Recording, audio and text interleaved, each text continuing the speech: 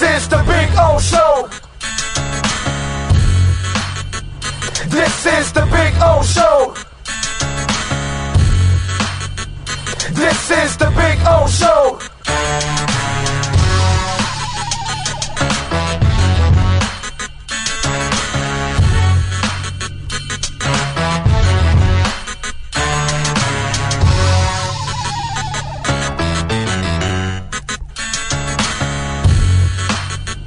This is the Big O Show.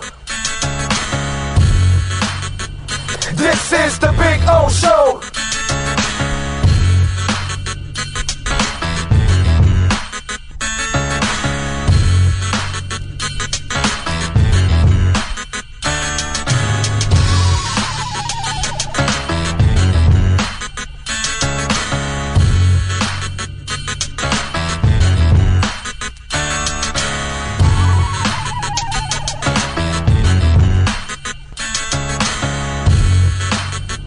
This is the Big O Show.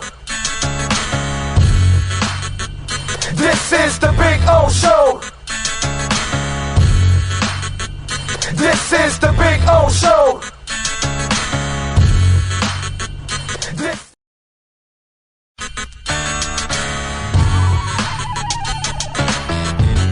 So here's the putting green. See? There you go. Got two flags. One is over there where Cutter's Edge Pro. It's not coming out now. Come on. Come on, wind. Give me a little wind. No, unfortunately. But there you go. And this one says Big O here. There you go. So there's my putting green. It's about, I would say about 25 feet, something like that. I get to practice, have a little fun. See? And then, of course, we got, the bunkers. Got to have the bunkers, man. Got all kinds of bunkers there. You know what I'm saying? So that's a taste of our backyard. There's Maiden right there. Maiden. Bono, how you doing, Bono? Bono. He's a Carolina dog, by the way. These dogs are amazing. Their temperaments are awesome. But there is the Sylvester Palm, which is just beautiful. All right, call my guys, Will and Mike at Cutter's Edge Pro. They will take care of you. Dogs are not included, okay? Can't include the dogs. Those are mine. But the exceptional work, oh, baby. Oh, baby. Yes. Make your home an oasis. CuttersEdgePro.com. Go to their Instagram page, by the way, so you can see a lot of the before and after work that they do. And it is exceptional, baby. This thing's been on here for about 9 months. No grass growing through it or anything like that. Right, Bono? Huh? Bono!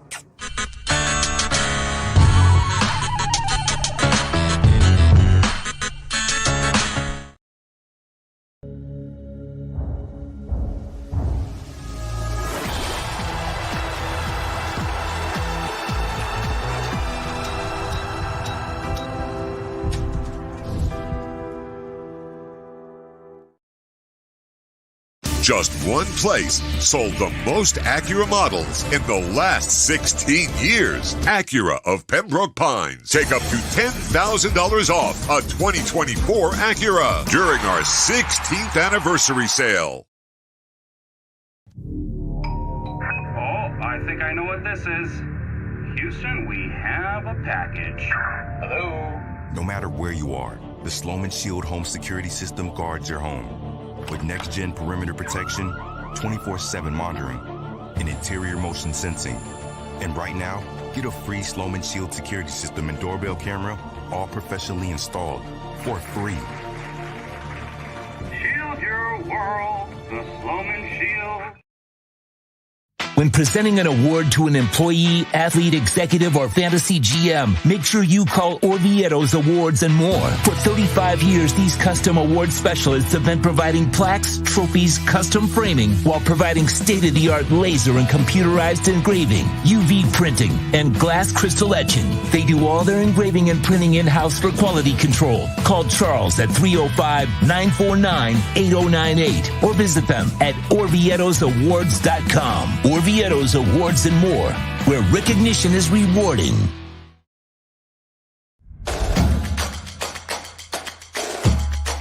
Welcome to Caneswear. New store, new items, same great experience.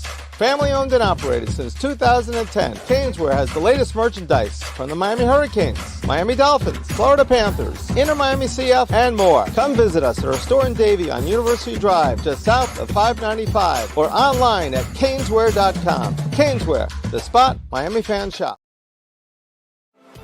Welton Rayom has more than 62 years of litigation experience handling insurance disputes. They're committed to resolving even the toughest insurance claims quickly. Call them for a free consultation. 954-966-4646. At Welton Rayom, they don't get paid unless you win. Property damage claims to your home, business, or condo as a result of a hurricane. Welton Rayom can help. Water, mold, fire, smoke damage, Welton Rayom can help. Call 954-966-4646.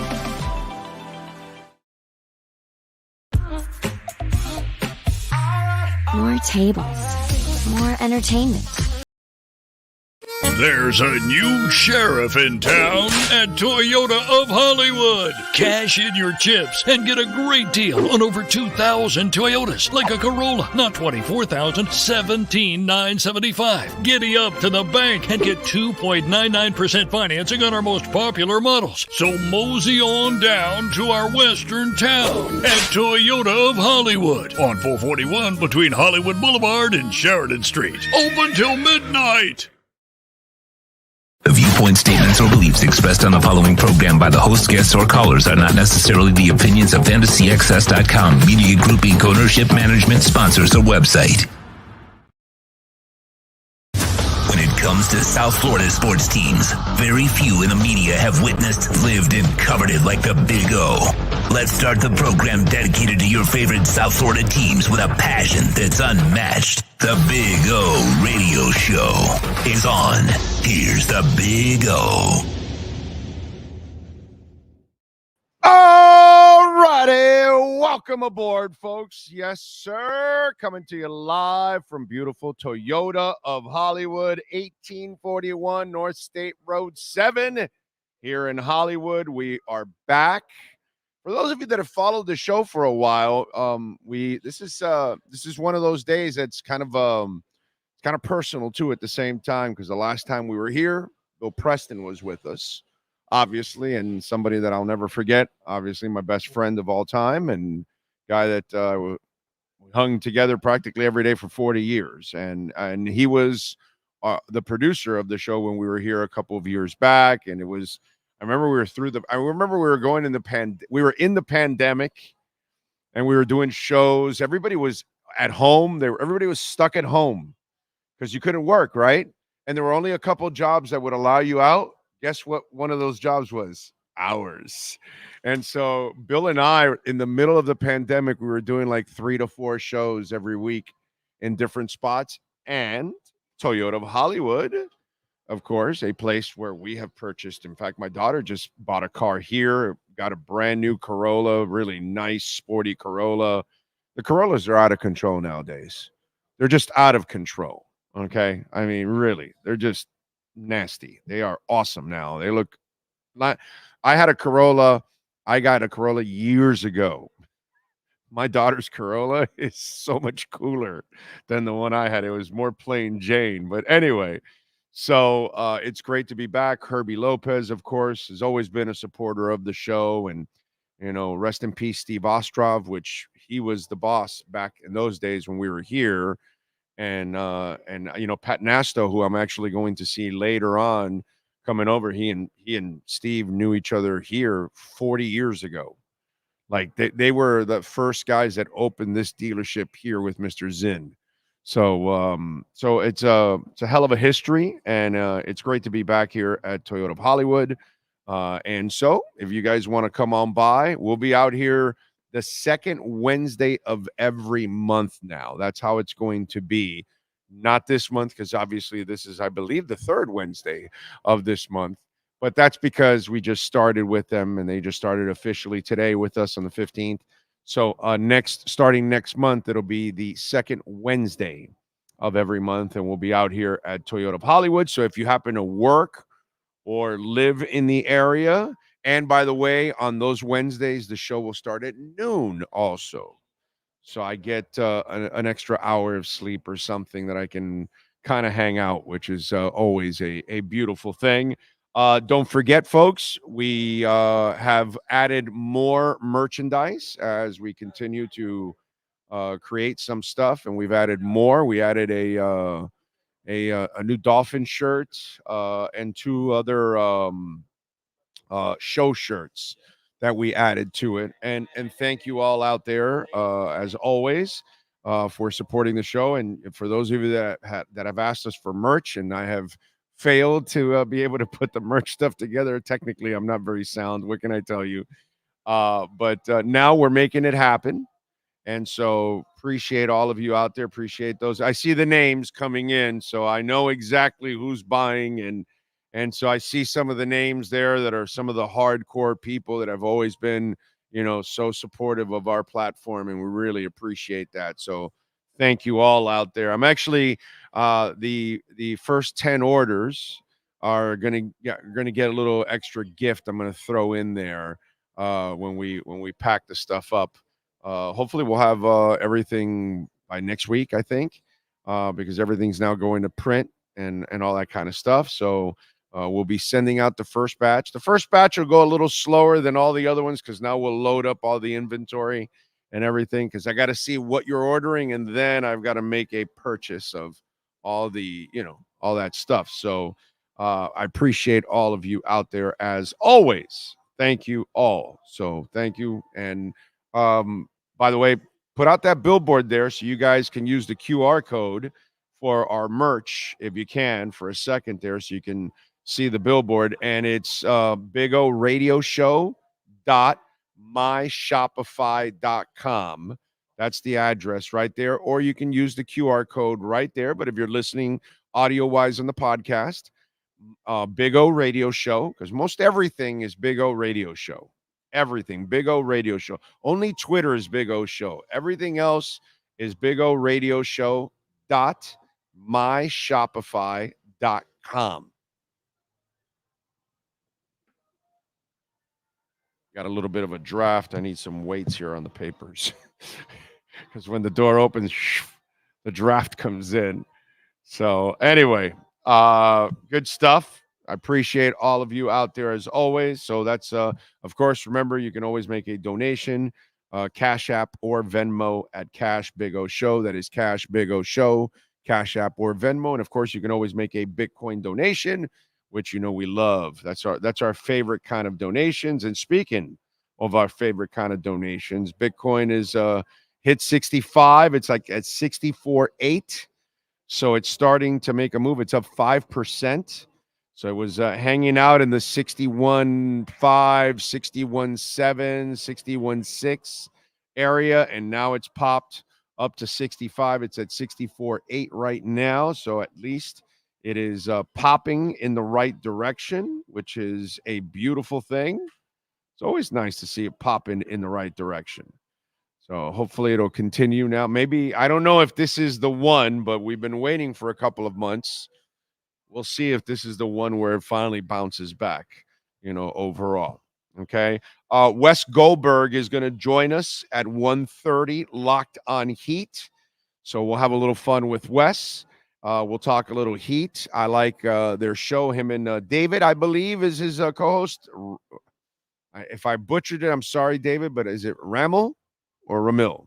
I think it's Ramel, right? But David and Wes do a good job on Locked on Heat. So wanted to bring on Wes to get his thoughts on what he thinks the Heat are going to do. And if I, from watching a show, I kind of get the feeling he has the same thoughts I do. It's time to move on, and you got to know when to get off the gravy train. And you've had enough gravy. I don't think there's a lot left. So let somebody else. If you can unload it, man, unload it. Go for it. That's what you got to do. Costa Nostra says, how much are the new Tacomas? Brother, I'm not a salesperson. Come on. Look, this is what I can tell you. We got over 1,200 vehicles here. Okay? This is the number 2 dealership in the country. Period. End of story. Dealership. Not just Toyota. Dealership. Okay? This place moves more cars than anybody. So you're going to get the best prices down here because they got a ton of cars. So that's all I can tell you. All right. That's what I would give you. And the service is amazing. This place is ginormous. Just come on down here and give them my name. Tell them that Big O sent you. They're good people. I have a Camry. My daughter has a Corolla. So, I've been part of the Zinn family for a long time, purchasing Acuras and Toyotas. And, I could swear by them. They also have Lexus in this family and Subaru, which, again, terrific cars. But come on out here, man. Check out the Toyotas. The beauty is the selection. They have more than everybody else. The service. Their service center is monstrous. I'm telling you, this place is like I don't know, it's like a super mall of cars, right? Like, this is your first time here, right? Yeah. Yeah, it's like there's no dealership like this, dude. There's no dealership like this. I've never seen a dealership like this. This place is it's a zoo. It's ginormous. It really is. But it benefits you guys because the selection is just stupid. It's ridiculous. You want to go see a Camry or a Tacoma or a Corolla or whatever, and you're looking at 100 of them. That's just sick. Just dumb. And it's great because then you can pick the car and the color and the style. And if you want leather or you don't, and if you want a sunroof or you don't, if you want the sports package or you don't, it's ridiculous.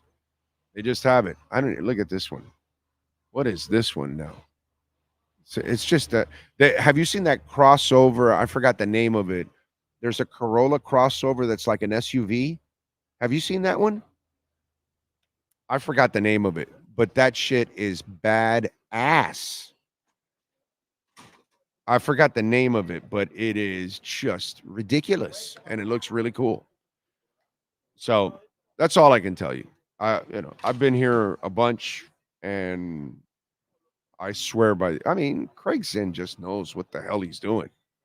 He's really good at this. When you've been at it like almost 50 years, you kind of know what you're doing. You kind of know what you're doing. So I can promise you that if you come down here, ask for Herbie and all the great salespeople. I've known some of these sales guys for years, actually. So it's good stuff. They're really good people. What do we got here on the chat board? I see John Padilla up first. Let's see. Ray says, can't think of another team in the MLS that has worse luck with injuries. InterMiami, Messi didn't travel with the team. Well, you kind of remember. You got to understand, Ray. Okay, this is a week where you have 2 games. So he got knocked in the last game, right? And then he wants to get back as soon as possible because he's not Butler. And unfortunately, now the knock. I got to tell you something. This is refreshing. Can I put a positive spin on this? Because I know where you're going with this. Right? They've been so irresponsible with players. They have played this man right into the ground since they signed him last year and said, Messi, let's go. Let's play U.S. Open Cup games. Let's play league games. And let's play Leagues Cup games. Huh? Yeah, no, we're going to play 7 games in the next 10 days. And he was like, rock on. He's not like, no, man, I got to go to a tennis match. He's not Jimmy Butler. He wants to play. And the dumb part was that they played him in all those games last year. And then the stupid part was they went on a preseason tour all over the world. And it's like, yo, bro, this is the money, man. Take care of the guy. And so now in a week where you have 2 games on a Wednesday and on a Sunday, and maybe the crazy son of a bitch wants to play today. You know what I'm saying? If he travels, he's going to want to play. Exactly. So leave him home. So you leave him home. He sits with his kids watching, right? He loves his family, loves his kids. That's the main reason why he's here is the wife and the kids and get away from all that craziness, right? Hey, you know what? We need to learn to live a little bit without you sometimes. And that's the other thing I kind of like about this game. Bro, start winning games without this guy. You have a lot of talent on this team. Kromoski's back. Let's go, bro. Let's get some of these young guys in here. Let's go with some of the veteran guys you have. Busquets is a beautiful passer. So in a week where you have 2 games, I would tell you, Ray, I'm good with this, bro. I'm good with this because maybe now he can play on Saturday instead. Instead of, let's power through and force him to play Wednesday and Saturday. Think about that part, Ray. So I love this. I love this. Okay? I can't tell you how much it's like I'm proud of Inter Miami and their staff. They're growing up a little bit. They're getting the picture. All those extra games are out of the picture now. You only have MLS games.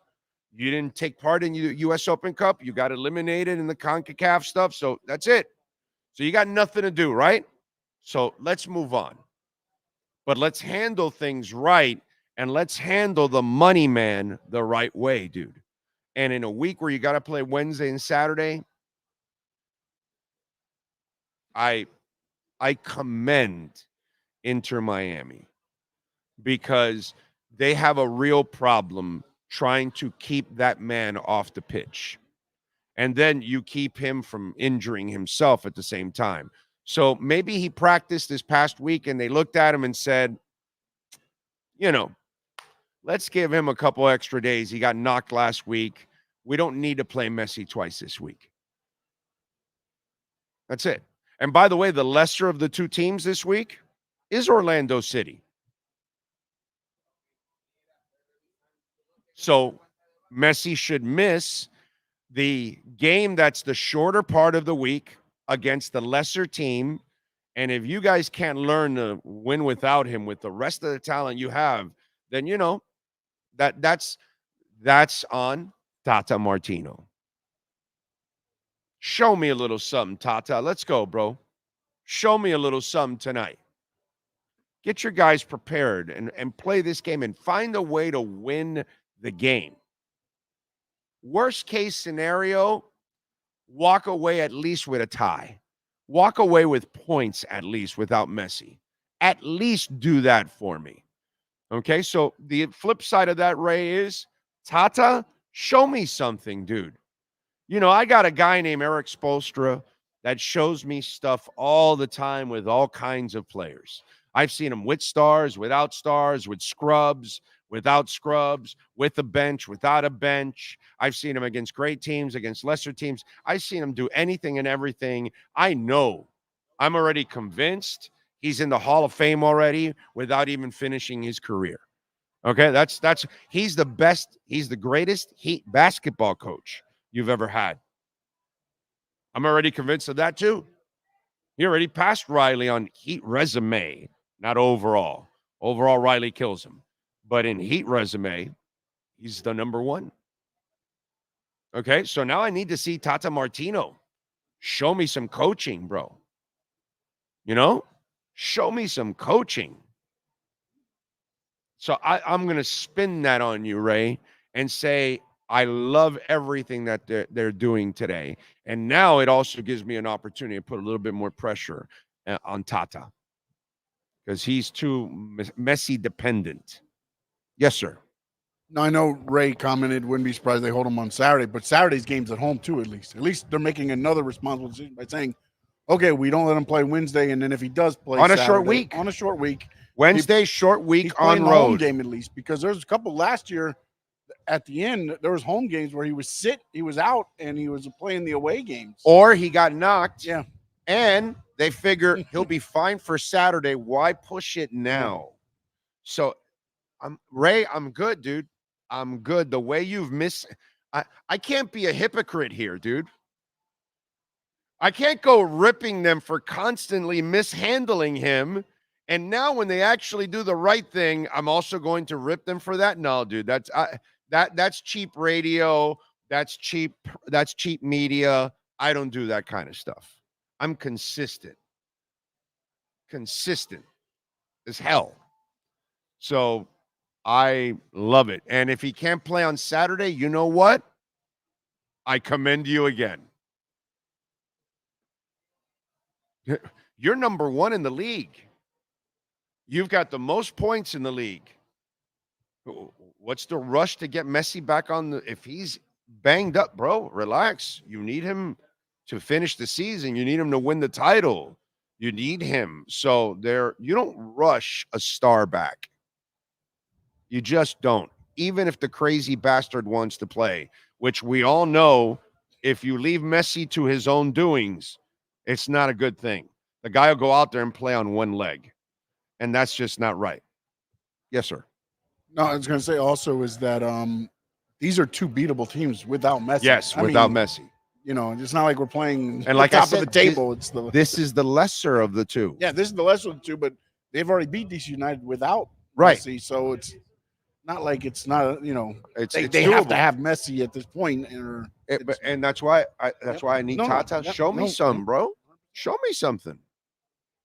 I'm tired of you just coasting and riding Messi's coattails. Let's go, bro. Coach it up. Give me a little spo, bro. Let's see. Cosa Nostra, Alex Campos. Yes, Dolphin releasing schedule. We'll talk a little bit about that. We got some games right now. Alex Palenzuela. Hoping they close it out in Beantown on Friday. So do I. I will definitely be getting some merchandise. Thank you, True Fin fan. Appreciate it. You know what I'm thinking I should make? Because the Blind Ass Fan Alert shirts are going. I think we should make, what do you guys think? A Blind Ass Fan Alert hat?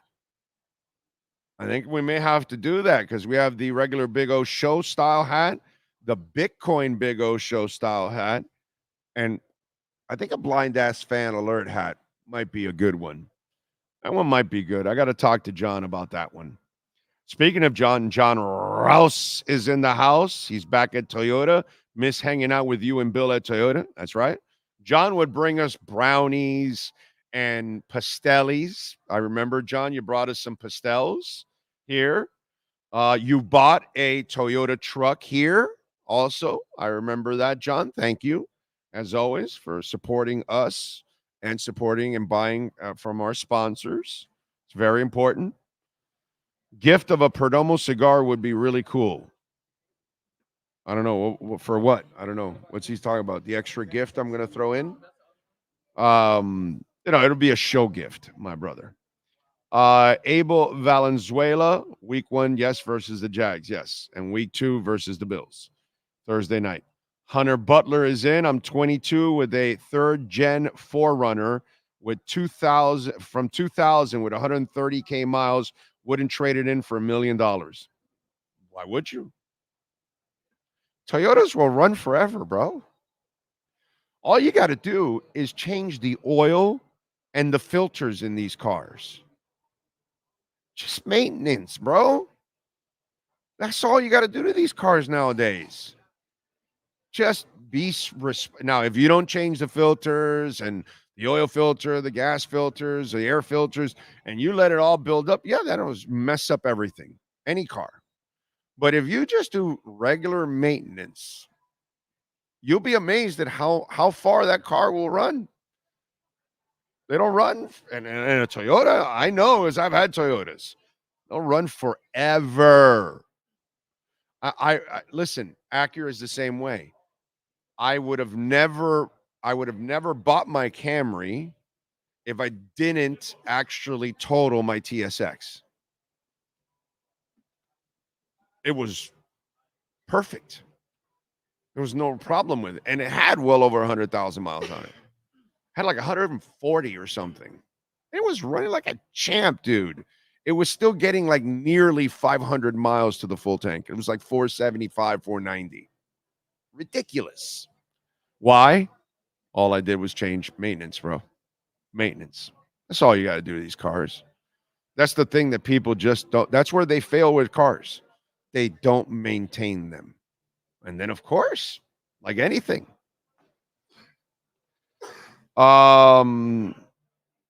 It's the Toyota Corolla Cross, the mini SUV you were talking about. Yeah. Is it called the Cross or something? I forgot the name of it, man. But it is a badass car. My friend just got one of those Corolla crossovers. She loves it. Yes. Is that what it's called? Corolla crossover? Is that what it is? Lisa says Cross. Man, all I know is Cross hybrid. Yeah. I saw it when my daughter bought her car I don't know. When did my daughter buy it? 2 months ago? Whatever, I was here. Yeah, you know what? It was right before my surgery. So actually it was like 3 months ago or 4 months ago. It was right before I had the surgery because I was limping around here in pain. I remember that. Now that I think about it. So it was close to 4 months that I was here with her buying the car, and I saw that crossover, and I told her, "What about this?" It was awesome. Awesome. Love it. Huh? Is it? Is that the one? It's a badass one, man. I don't know. I don't know if that's the one. Right. Yeah, no. Yeah, that's not it. Yeah, that's not it. But that one's nice too. I don't know what that one is, but that one's nice. After seeing the show many times, I know a Big O drilling lecture would be like, haha, bulky big eyes, left shoulder twirling to the side, and left-handed pointed finger. The Drew says the NBA playoffs suck. The hockey playoffs are awesome. Let's see. There you go. True Fin Fan says, help by spreading the word on social media. Yes. Wouldn't be surprised if they don't play them against DC United. We'll see. We'll see, right? We'll see. Let's see. I know for a fact 2,000 of those new subs is because of my crew in Miami looking out. Don't do Twitter no more, but we always inspire growth when it's home team. Thank you, Cap for Life. Fernando Perez is in. Lenny Pena, good morning. Big O, Sean, all of you out there. Happy hump day. Heriberto Hernandez, best pizza in Miami is Frankie's Pizza. Oh, on Bird Road. That's a classic. One-Eyed Jack.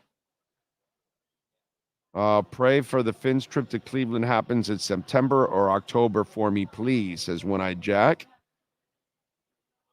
True Fin Fan says, I'm getting the hat, the sticker, and a couple shirts. Yeah, I think we're going to be able to make the stickers, by the way. Big O, do you recommend going to see the Red Hot Chili Peppers in concert? They will be here next month. I'm thinking about going. Haven't seen them yet. Lewis, that's one of the best concerts you can go to. Red Hot Chili Peppers, not only is their music phenomenal, not only does Anthony still sound great, Flea is the lead guitarist of the band. He's the bassist. And his energy is second to none. The show he puts on playing a bass is, it's greatness is what it is. Flea is greatness. I don't know if he'd be cocky enough to say it, but I'll say it for him. He is one of the greatest bassists you will ever see live. They are a phenomenal band. They have a catalog that is absolutely awesome. And here's my biggest regret about the Red Hot Chili Peppers. I should have gone to more of their concerts. That's what I would tell you about the Red Hot Chili Peppers. I've seen them a couple times, and I regret that I have not seen them like other bands that I've seen 8, 10, 12 times. I've only seen them a couple times, and I wish I had chances and I should have gone to see them even in their earlier days more. And I did not.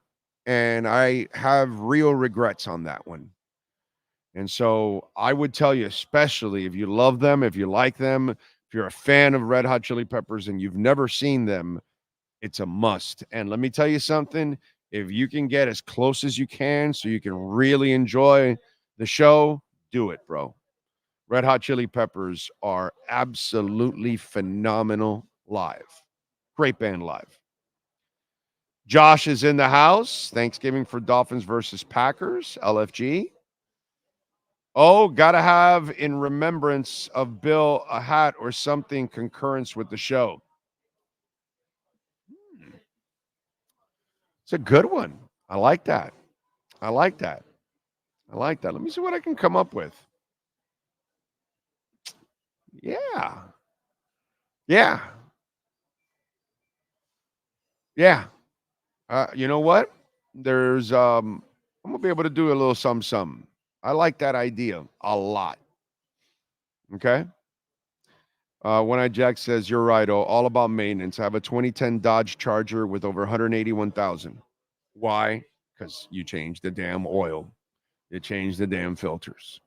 It's amazing how that makes all the difference in the world. You just keep running it on the same oil for 15,000, 20,000 miles. What the hell do you think that's going to do? Oh, the light hasn't gone on. I won't change it. You know, you can't do that, bro. Can't do that. True Fin Fan says Toyotas run forever. In 2016, I bought my wife a 2016 Lexus 200F type Toyota with 4-cylinder turbo, rear wheel drive, 111,000 miles, just 2 battery changes. Car runs like the first day. Exactly. Yeah. Fernando Perez put a cafecito cup on the jersey and put it on the original booster shot.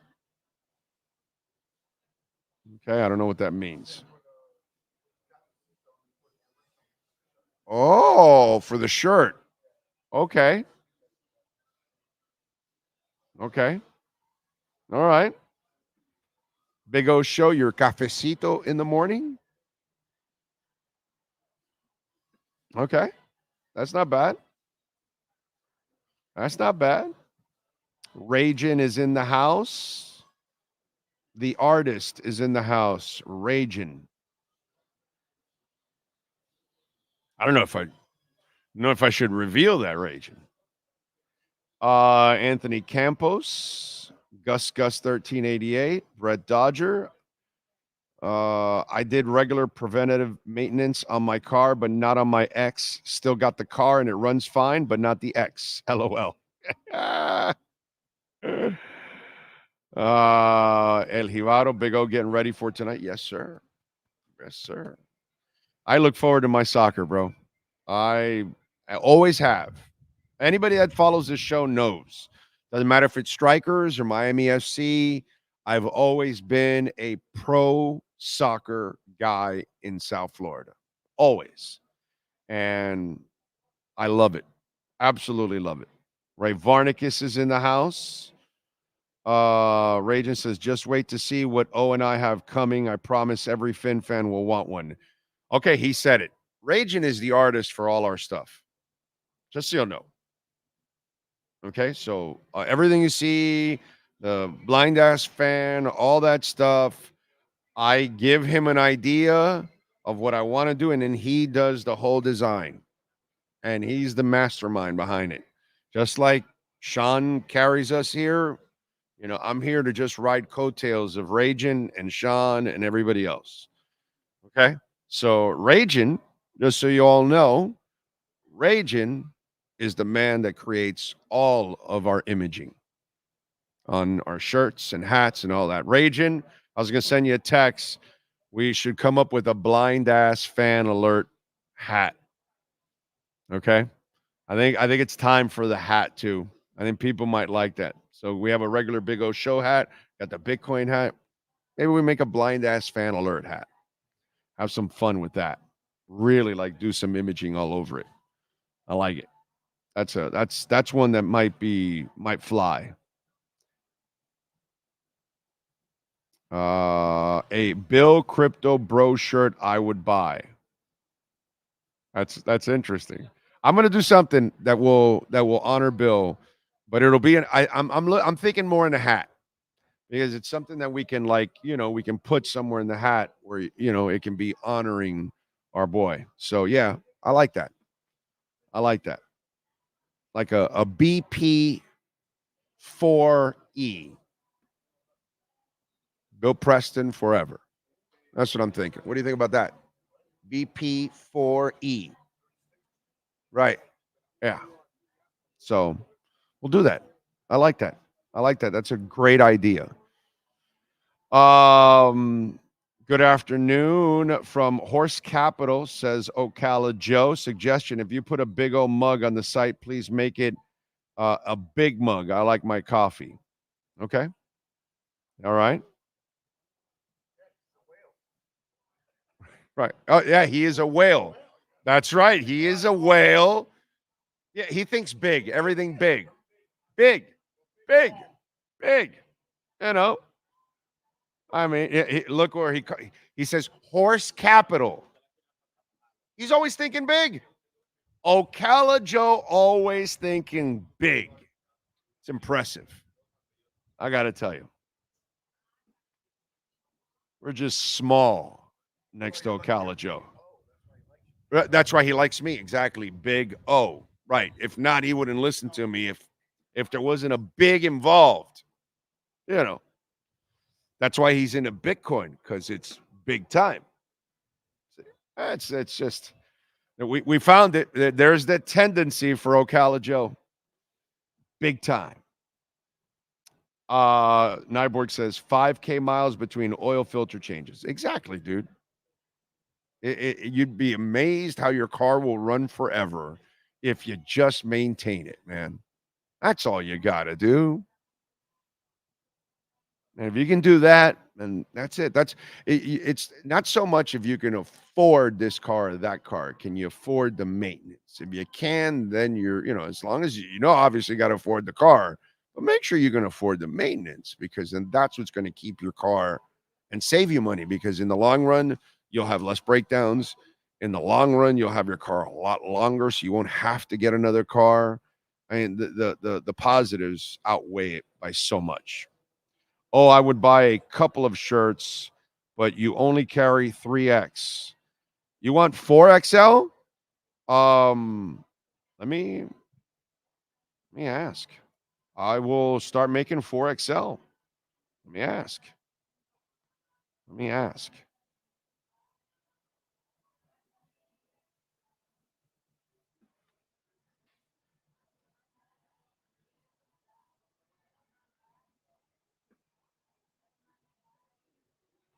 Okay. I'm going to ask and see if I get that answer. Okay. By the way, somebody asked me, I forgot who it was, but it might have been Cap for Life, or it's one of our regulars. He asked me to ask Manny about JT. Was maybe not Cap for Life. It was one of you guys. You're probably watching because it's one of our hardcore guys. Maybe not Cap for Life, but anyway. So where is it? Oh, that's right. I have him here. True Fin Fan, it was? Okay, he coaches the whole D line, because somebody was asking me, does JT coach the D line or just ends? And you wanted that answer. It came after I was off the air, and it was the whole D line. So, no, unfortunately, Triple X is the biggest.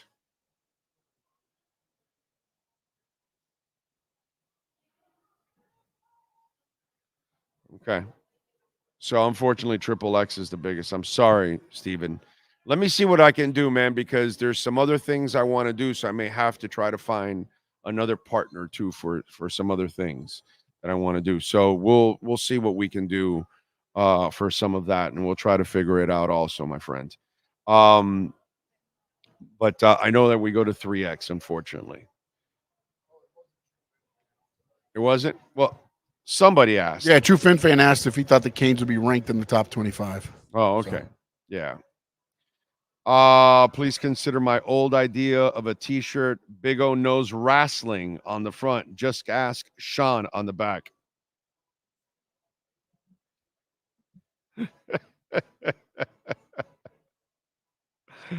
But that's like it's kind of like that's definitely an insider shirt on the show. Like you have to be a hardcore listener because there are some people that listen, but they listen for just like the Ira interview or the Furonis interview or something, or Manny interview or something, and they don't listen really to the show, or so they miss out on a lot of nuggets and a lot of stuff that we talk about and all that.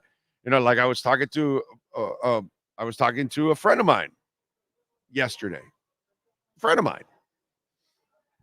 and he goes, "Man, why aren't we going after Dalton Reisner?" This is a friend of mine. So I go to him, "So you really don't listen to my show, do you?" And he goes, "No, dude, I catch your show." And I go, "Well, how many times have I said for the last 10 months that they have no interest in Dalton Reisner? Zero interest. They're not signing him.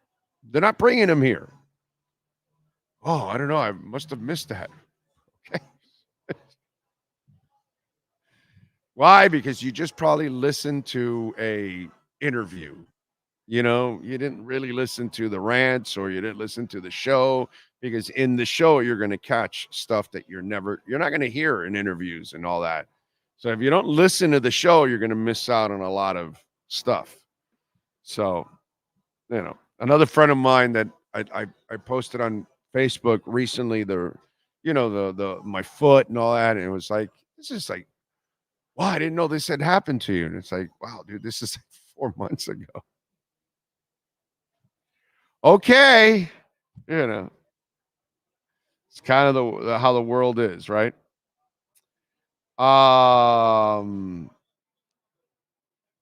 It says, "I'd wear the Bill Preston hat. We were 3 best friends since the 3rd grade.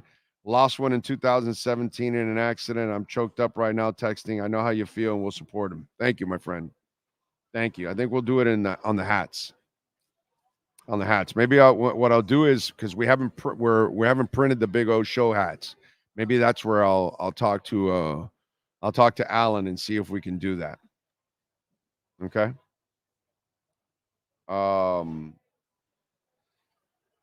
Let's see. Big O, if I purchase a cap, would you autograph it? Yeah, of course. For sure.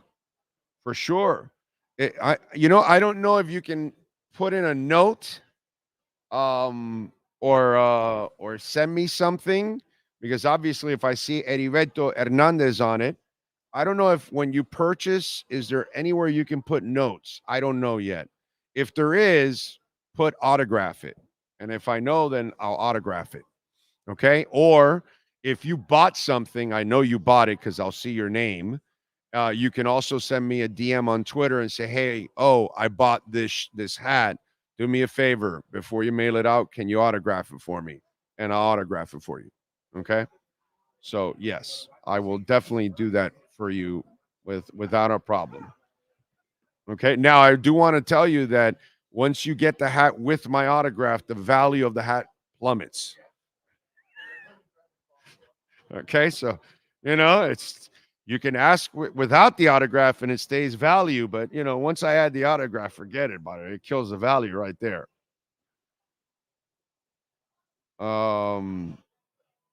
Let's see. They want to buy the mugs. Okay. The squared circle championship belts I would buy, bro. Yeah, I don't think they make that there at 3A Graphics. I don't. Yeah. I like the show Wes Goldberg does and agree with a lot of what he says, except when he calls Bam a star. Well, I mean, we can all have an opinion. Fins at Packers on Thanksgiving night. Okay. Because that's how they do it, bro. Ocala Joe says, "Dude, you're killing me." Lourdes says, "Do you know something she doesn't know?" Big old domino table, Cajachina. and a Cubilet set. That domino table would be actually really cool. I don't think they do those kind of fancy things, those crazy ass things at the Ray Graphics. They kind of do, the shirts and the hats and banners, the normal stuff. I don't know if they go out the beaten path with some crazy stuff like that. But yeah, I'm gonna have to find another partner for some of those crazy type of things for our show. But anyway, it is there, so you can check it out, and we appreciate it. Let's get to our 3A Graphics sports calendar. Last night, not good, man. Bruins defeated the Panthers 2-1. Kind of a flat game for the Panthers. Reinhardt got the only goal. Bob had 26 saves. Game 6 will be on Friday at the TD Garden. Let's see if they can finish them off. Tonight, Orlando taking on InterMiami. So InterMiami on the road. No Messi. 7:30 will be the game time. Knicks over the Pacers, 121-91 as they overcome a bunch of injuries. Brunson with 44 points on 18 of 35 shooting, 2 of 6 from three-point range. Also had 7 assists and 4 rebounds. Fans walking out, chanting, "We want Boston." We'll see. Nuggets over the T-Wolves, 112-97. Denver now has a 3-2 lead in this series. Jokic was outstanding, 40 points, 7 rebounds, 13 assists. Ant-Man has not been playing well lately. He's got to pick it up. I know he played well in one of these 3 losses, but last night, 5 of 15, 1 of 5 shooting, 18 points, 9 assists, 4 turnovers for him.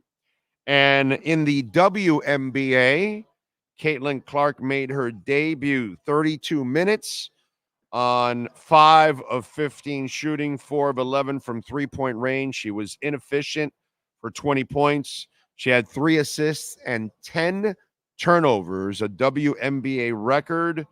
So we shall see. But that's kind of typical of rookies, that they go through some rough patches, and then they've got to figure it out. I'm sure she'll figure it out when it's all said and done. But they lost to the Sun last night, 92-71. So the Fever open up 0-1.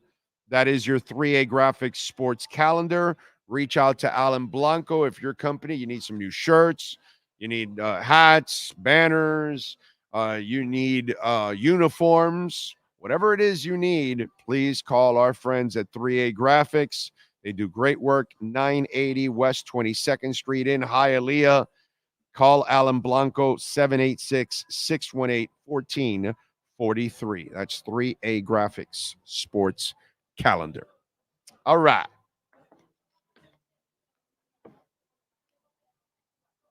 Got an idea for the Bills fan who secretly listens to the Big O.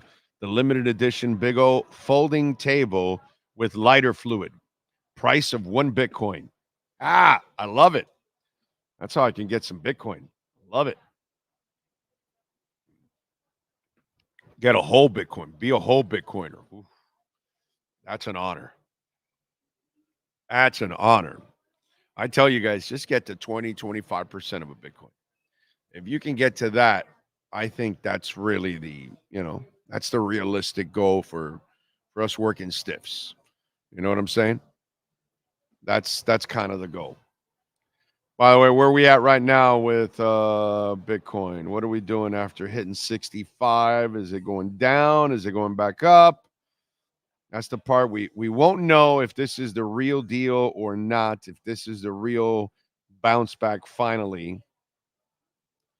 Or is it, as we call, a fake pump that kind of teases you, but then it stays, But like I told you, it's a great time to accumulate. And this is your opportunity to continue to accumulate and get to whatever goal it is that you have for yourself.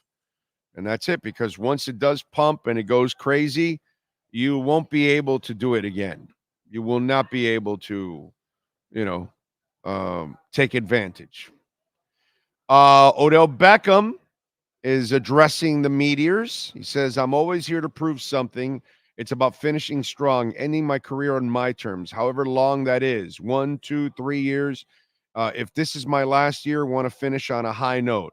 Let's have a great ending to the story.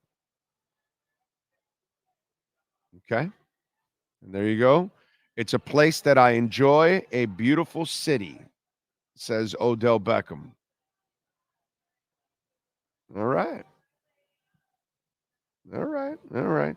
And so far, by the way, when we talk about the schedules for the Miami Dolphins, let's get into it a little bit here and talk a little bit about the schedule that so far, okay, so far we got Jags week 1.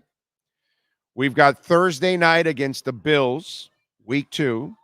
Week 3 at Seattle. Week 6 at the Patriots. Week 7, we don't know if it's an away game or a bye because there's a Taylor Swift concert at the stadium. So they're either on the road or a bye week. Week 9, you're at Buffalo. So you're not getting the Bills in late December now. You're getting them in early November, week 9. That's good. Right. Yeah. Week 13, Thanksgiving at the Packers. Week 15, they're away because of a Rolling Loud concert on week 15. And they will close out the season with a bye week by playing the Pats. So the Pats will be Patsies. And so they will have a bye. That will be their third bye week of the year. That's pretty good. They can probably start Skyler throwing lefty against the Pats and beat them. Oh, no, yeah, that's right. No, yeah, we have idiots having us get Tannehill. Tannehill throwing left-handed, and he'll beat the Pats. Okay? But so far, that's what we have right now that has come across, and we've been able to put together. Obviously, the entire schedule will be out. This is, again, I always mention it because I like giving people credit for enlightening me. I never really cared about this stuff.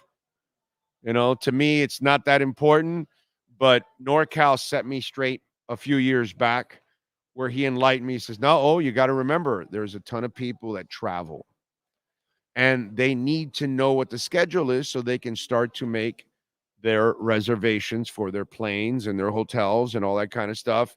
And you want to do that early because obviously you want to save some money.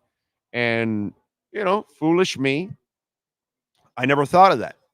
And that's something that I've always taken into account over the years, that's where this schedule is so important for folks. For fans that travel, you know, I see it all the time on, for our Dolphin fans. I see, the Sports Babe and Dolph Freaky and Big E and, all these kind of people that they're always on the road, NorCal, all these folks that travel during the football season. They go to several games, on the road.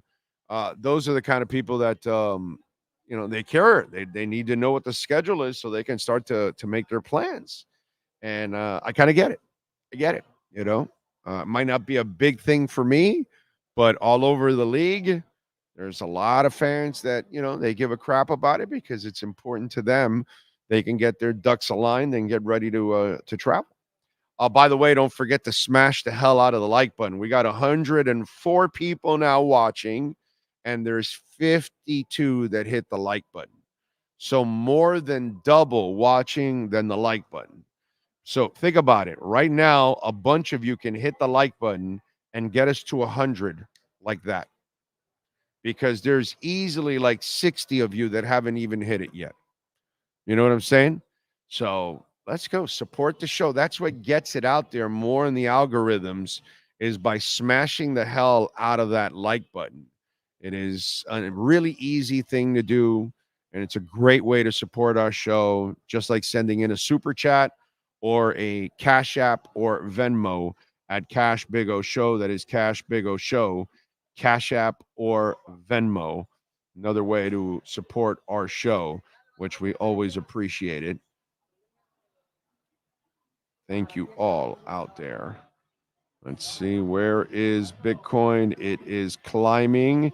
It is at 64,780. So it's hovering just under the 65. So we'll see if it starts to find a floor there and then starts to build itself back up again to the higher numbers. We'll see. We'll see. It's done this a couple times like it always does in these dips, and it keeps teasing you, and you just don't know which one is the one. Now I know we had the terrific report in the CPI, which is rigged, but whatever. It is what it is. Kind of what the government does, but whatever. But anyway, what else do we have going on besides the schedule for the Miami Dolphins? Let's see.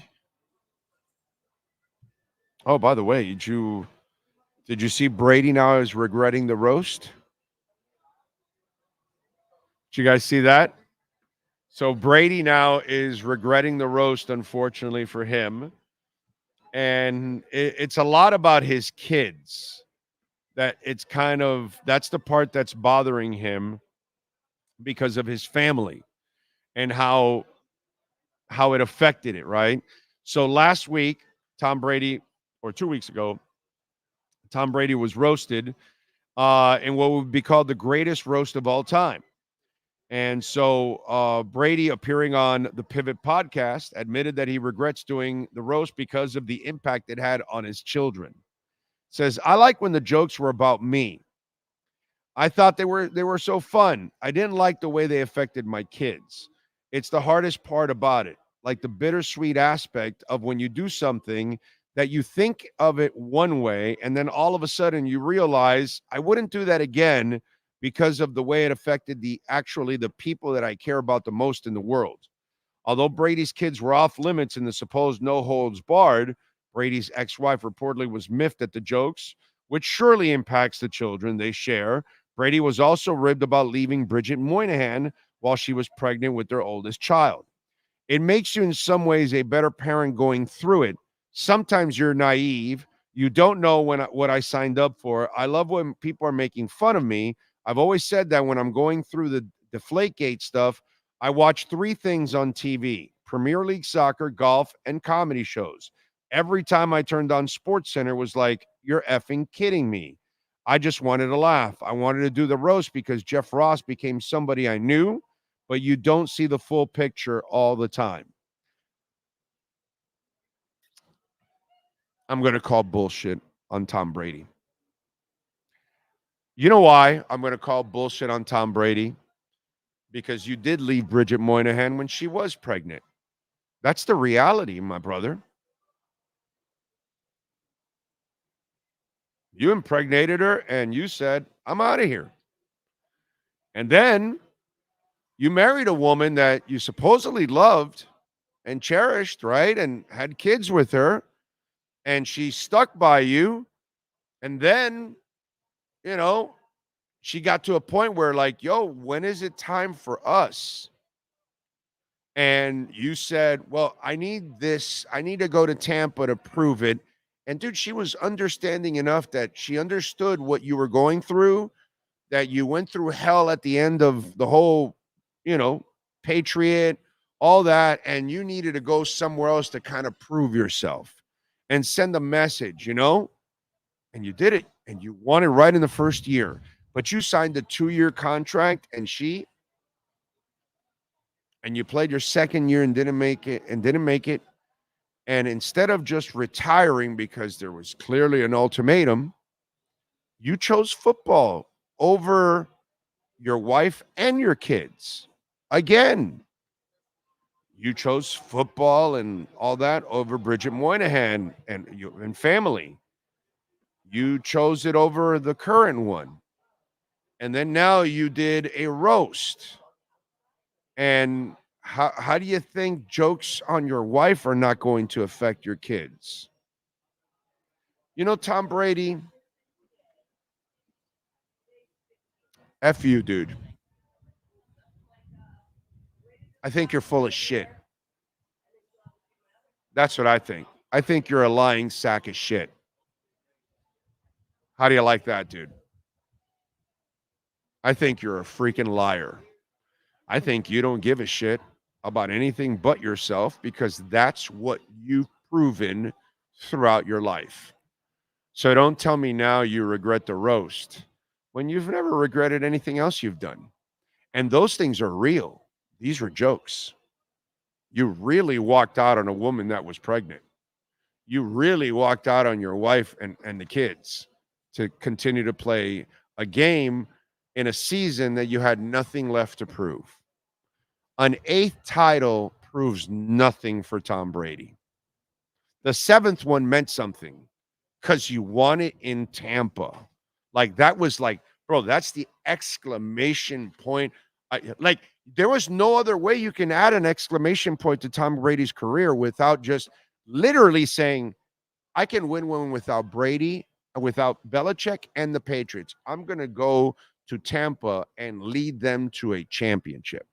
That's, brother, that's Moses parting the Red Sea kind of shit.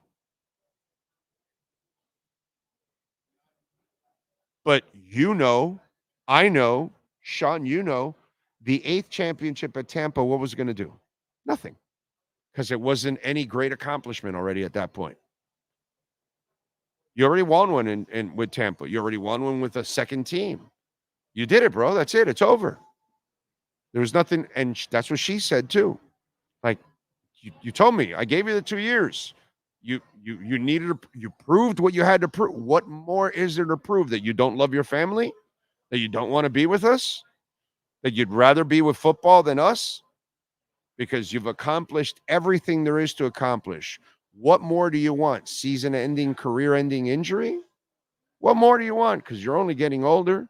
You want to keep playing and rolling the dice until you played like you were scared to get hit, because that's what you played like the final year. You played like you were afraid to get hit by the end of that year. So, Tom Brady, fuck you, bro. You know, go bullshit other people out there. I get it. We have a very gullible and society, a lazy society that really doesn't look into what's really going on in a lot of things, and they just let shit slide and whatever. My brother, you don't give a shit about anything but yourself, and you prove that all the time. So, you know, go sell that to the Pivot, who I'm sure nobody turned it around on you like I did, because if I'm sitting there in the Pivot and you tell me that, I'm going to say, Tom, I'm sorry, dude. I've been married for 30 years. Okay? Sorry. You left Bridget. You wanted football instead of your last marriage and your kids. Now you're going to tell me you regret this? Come on, dude. Your track record it's about you. It's not about family. Don't give me that now. Don't give me that now. I don't want to hear that now, dude. You've been about yourself, and you're still about yourself. So, you know, that's the problem with what we have going on in our society and media. Because, of course, if you piss him off, then, you know, then you won't even be able to bring other people on with real hard-hitting, because they'll know, oh, no, these people don't mess around. They're going to actually ask me the tough questions. So it's all fun and games. You know, that's some weak sauce. And I'm going to say, Brady, you're so full of shit, your eyes are brown. Let's not forget Tampa was stacked when Brady joined, plus he brought Gronk. True Fin fan, they weren't winning without him. That's the bottom line.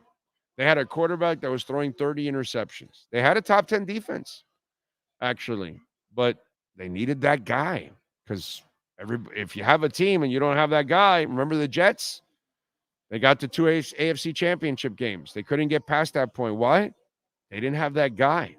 They had the team to get there. They just didn't have the guy. And so no matter how stacked Tampa was, I'm giving him all the credit in the world because he's the reason why they won. And he's the reason why he's not married anymore. And he's the reason why he doesn't really care about family. So, Ragin puts it perfect. Brady is a Hall of Famer QB, but a loser as a person. 100%. 100%. It's funny, the image that he puts out there, pretty boy, workout fiend, clean, great athlete, clutch, all that. He's a shit human being, dude. He's a shit human being. What he leaves in his wake is not good, dude. Not good. Not cool. Sorry. Not something. It's funny how you can admire the hell out of him off the field. I mean, on the field, right? Right? Sean? You can admire the hell out of him on the field. Do you admire him off the field? Do you admire those decisions off the field? It's funny how we compartmentalize how we look at Brady. Interesting. We don't mention all the shit he does to other people. We only talk about his accomplishments and how he looks pretty and how he has avocado ice cream. But we actually don't talk about what a shit human being he is, because he's really not a great father and he's really not a great husband. So I just got to say, let me see. Yeah, like Gronk, me know that's not real money. F you, Tom. Let those kids have their innocence. Regret is a mofo after the fact. Yeah, I just can't buy his bullshit. Don't tell me that, dude. Don't lie to me on that one. True Fin Fan says, I hate Brady. But when it comes to Brady, I'm a blind-ass fan. Sean, please give me the blind-ass fan alert. Give it to True Fin Fan. Give him the blind-ass fan alert. Blind-ass fan alert. Look out, everyone. We've got a blind-ass fan coming through.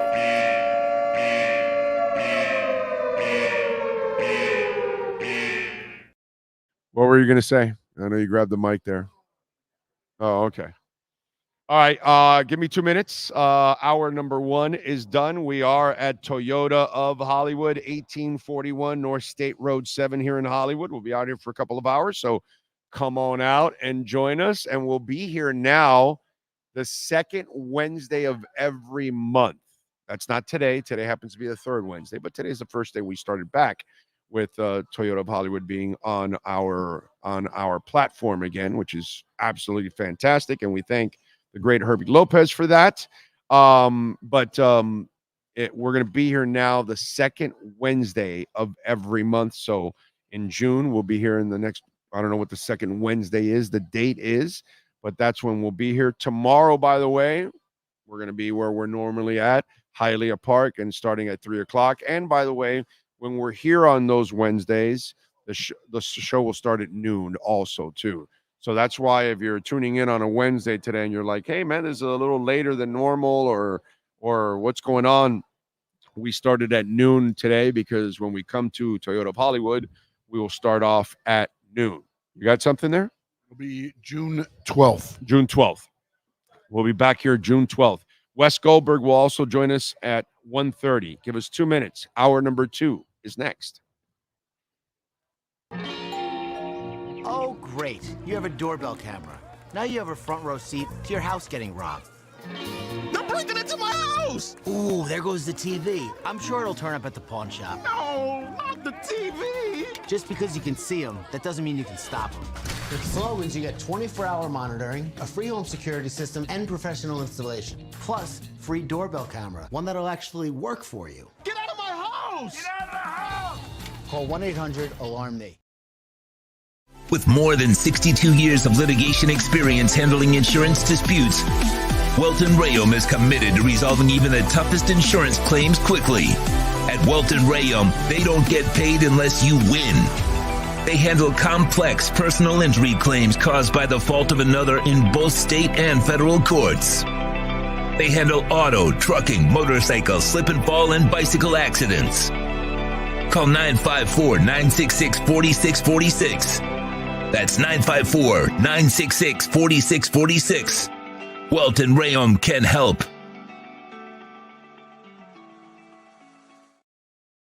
When presenting an award to an employee, athlete, executive, or fantasy GM, make sure you call Orvieto's Awards and More. For 35 years, these custom award specialists have been providing plaques, trophies, custom framing, while providing state-of-the-art laser and computerized engraving, UV printing, and glass crystal etching. They do all their engraving and printing in-house for quality control. Call Charles at 305-949-8098 or visit them at orvietosawards.com. Orvieto's Awards and More, where recognition is rewarding.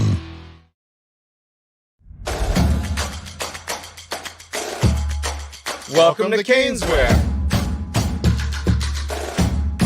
New store, new items, same great experience. Family owned and operated since 2010, Caneswear has the latest merchandise from the Miami Hurricanes, Miami Dolphins, Florida Panthers, InterMiamiCF, and more. Come visit us at our store in Davie on University Drive, just south of 595, or online at caneswear.com. Caneswear, the spot Miami fans shop. There's a new sheriff in town at Toyota of Hollywood. Cash in your chips and get a great deal on over 2,000 Toyotas, like a Corolla, not 24,000, 17,975. Giddy up to the bank and get 2.99% financing on our most popular models. So mosey on down to our western town at Toyota of Hollywood on 441 between Hollywood Boulevard and Sheridan Street. Open till midnight.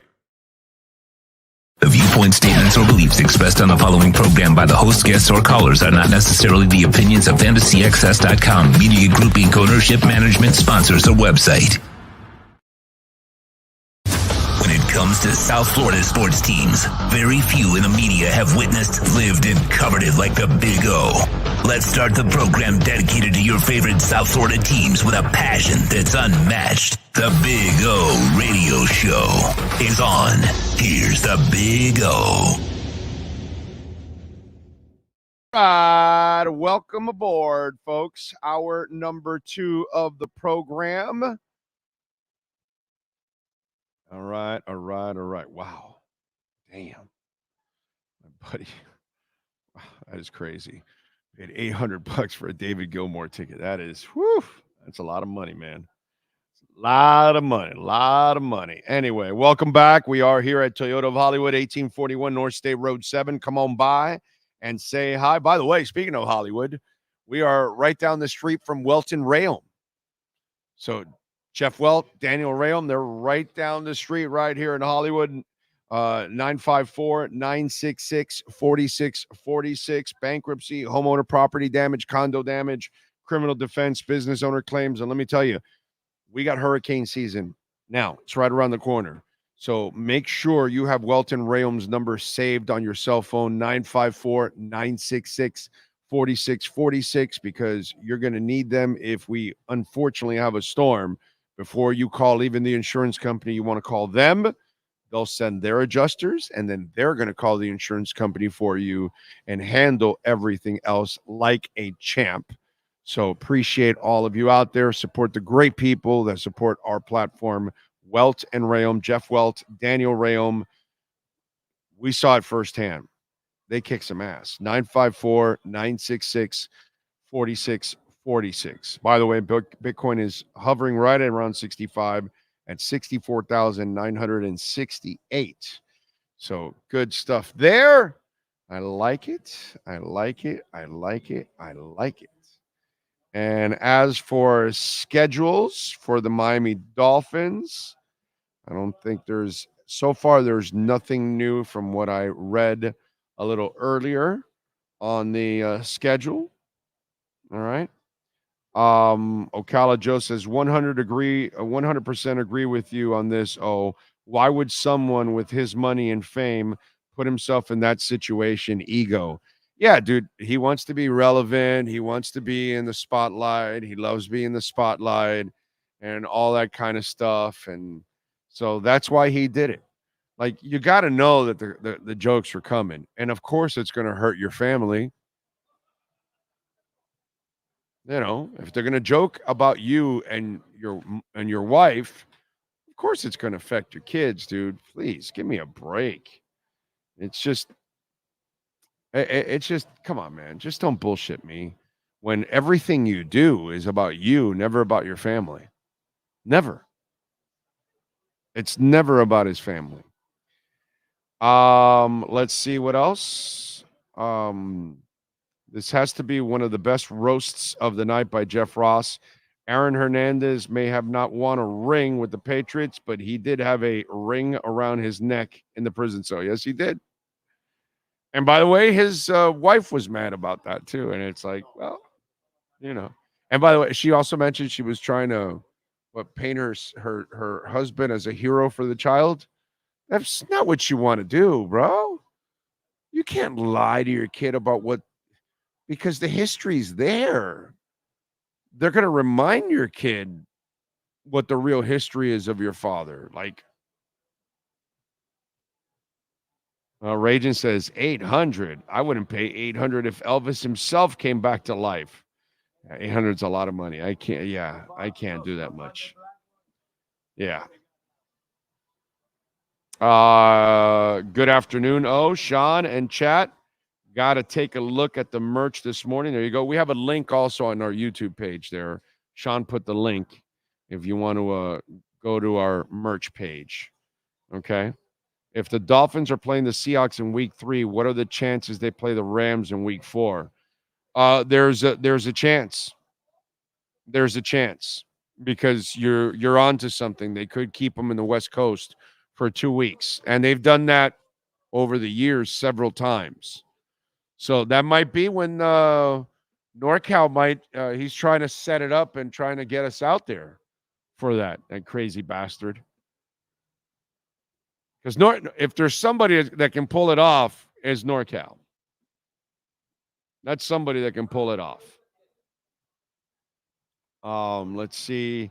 Damn, you guys are gonna make me change my username, man. Oh, Aaron Hernandez. For as much people talk about LeBron, that guy's exceptional off the basketball court. He's a family man and great example to the kids. Yeah, he stays with his family no matter what. So yeah, a lot. He's definitely a lot more about Savannah than, Tom Brady is about, his family. So yeah, you're right. You're right. He's done more about that. That's one thing that you can't, take away from the guy. You got to give him props in that sense. So, and he's never in trouble or any of that kind of stuff. It's just regular crazy crap that goes on, as a star, that you get into the other types of controversies is what he ends up dealing with pretty much. By the way, Hateful Steve never came up with the positives. I was waiting. Yeah, days later, and the challenge was out there. Give us some positives and the negatives on his own. And he still couldn't do it. I was anxiously awaiting him to take the challenge, but I'm not surprised he didn't take the challenge. I'm actually, I'm actually like, yeah, this is kind of what I expected, pretty much. That's that would be the norm. Wes Goldberg's going to join us in a couple of minutes. We're going to talk a little Heat basketball with him, get his thoughts on what he thinks is going to end up happening overall. What else do we have here? Let's get to some birthdays today. How about that? Let's do some of that. All right, let's go with the regular birthdays. By the way, I have this Stella Maxwell is 34. She's a model. I have no idea who she is, but she is gorgeous. Ray Lewis, today is 49. All right, Ray, where's the white jacket? Still looking for that white sports coat, buddy. Where's it at? It disappeared. Anyway, happy birthday to Ray. Andy Murray, tennis player, is 37. Seems like he's been around forever, that he should be 57. Emmett Smith is 55 today. Who else is celebrating birthdays today? It's not as popular a list today as it normally is. Let's give you some musicians born today. Andrew Eldrick, singer with the Sisters of Mercy. There you go. A little Dominion, baby. He was born in 1959. Born in 1953 on this date, Mike Oldfielder, composer. Tubular Bells was his first album. Let's see who else. Brian Eno, English musician, composer, record producer, of course, pioneering with Roxy Music and U2 and David Bowie and Coldplay. Brian Eno, born in 1948.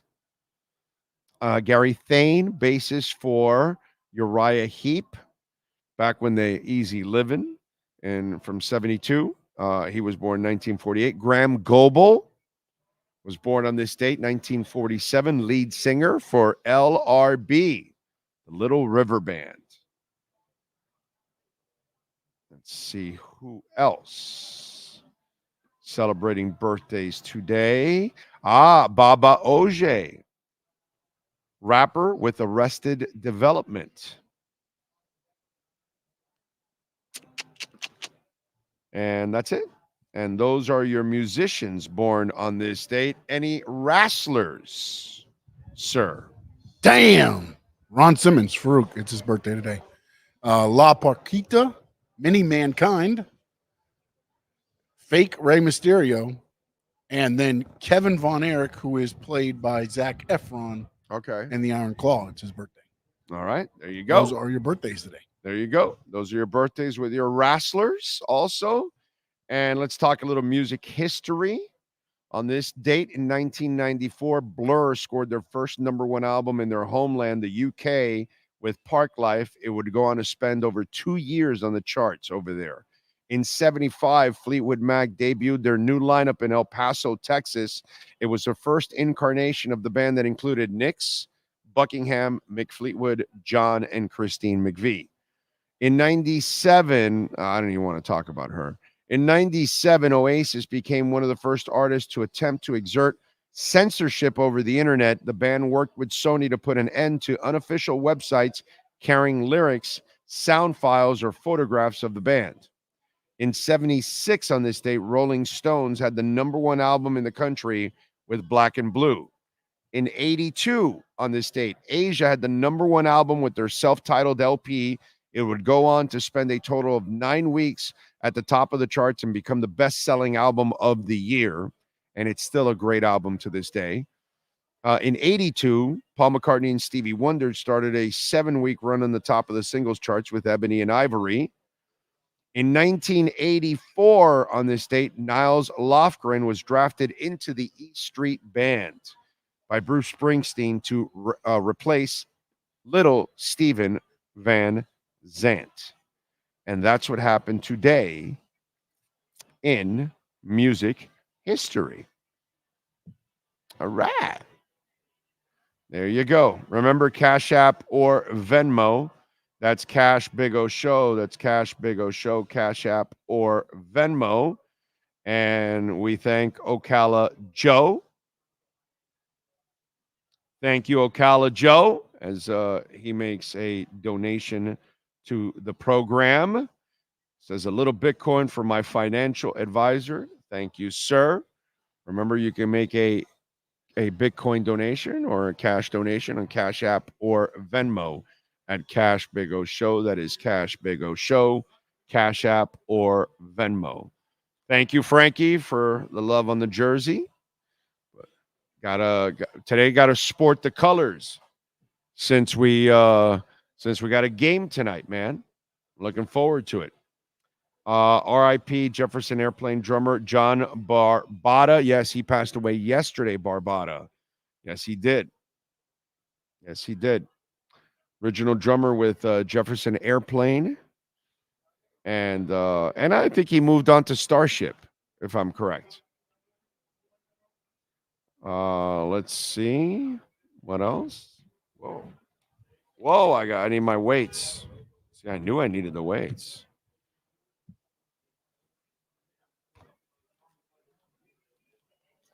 So Haslam, he stirred it up with some opinions on Tyler Hero, right? So Udonis Haslam is doing it again. He's stirring it up one more time. And this time he was asked about J.J. Redick possibly becoming the Lakers head coach, right? And for those of you that are keeping up with it, the Lakers apparently have three leading candidates to be, according to Shams, right? J.J. Redick, I was going to say Barea, James Borrego, and Sam Cassell. Okay? You're going to say Barea because he owned them? Yeah, he's going to be the only one that can keep LeBron in check. Right.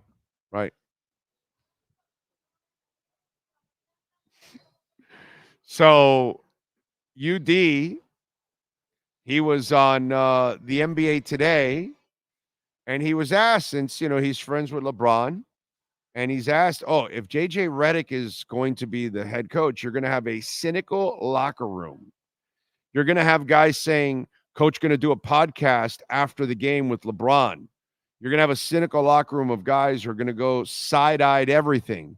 JJ says because they're going to wonder if this is JJ's message or LeBron's message.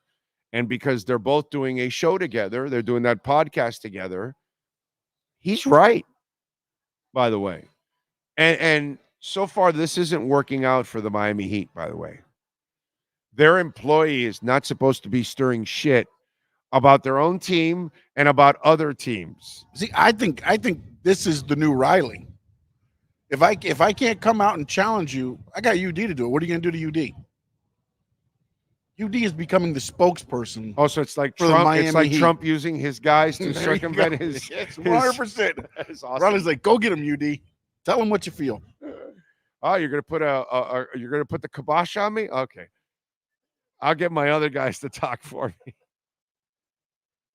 That was genius on his part, by the way, to get around that.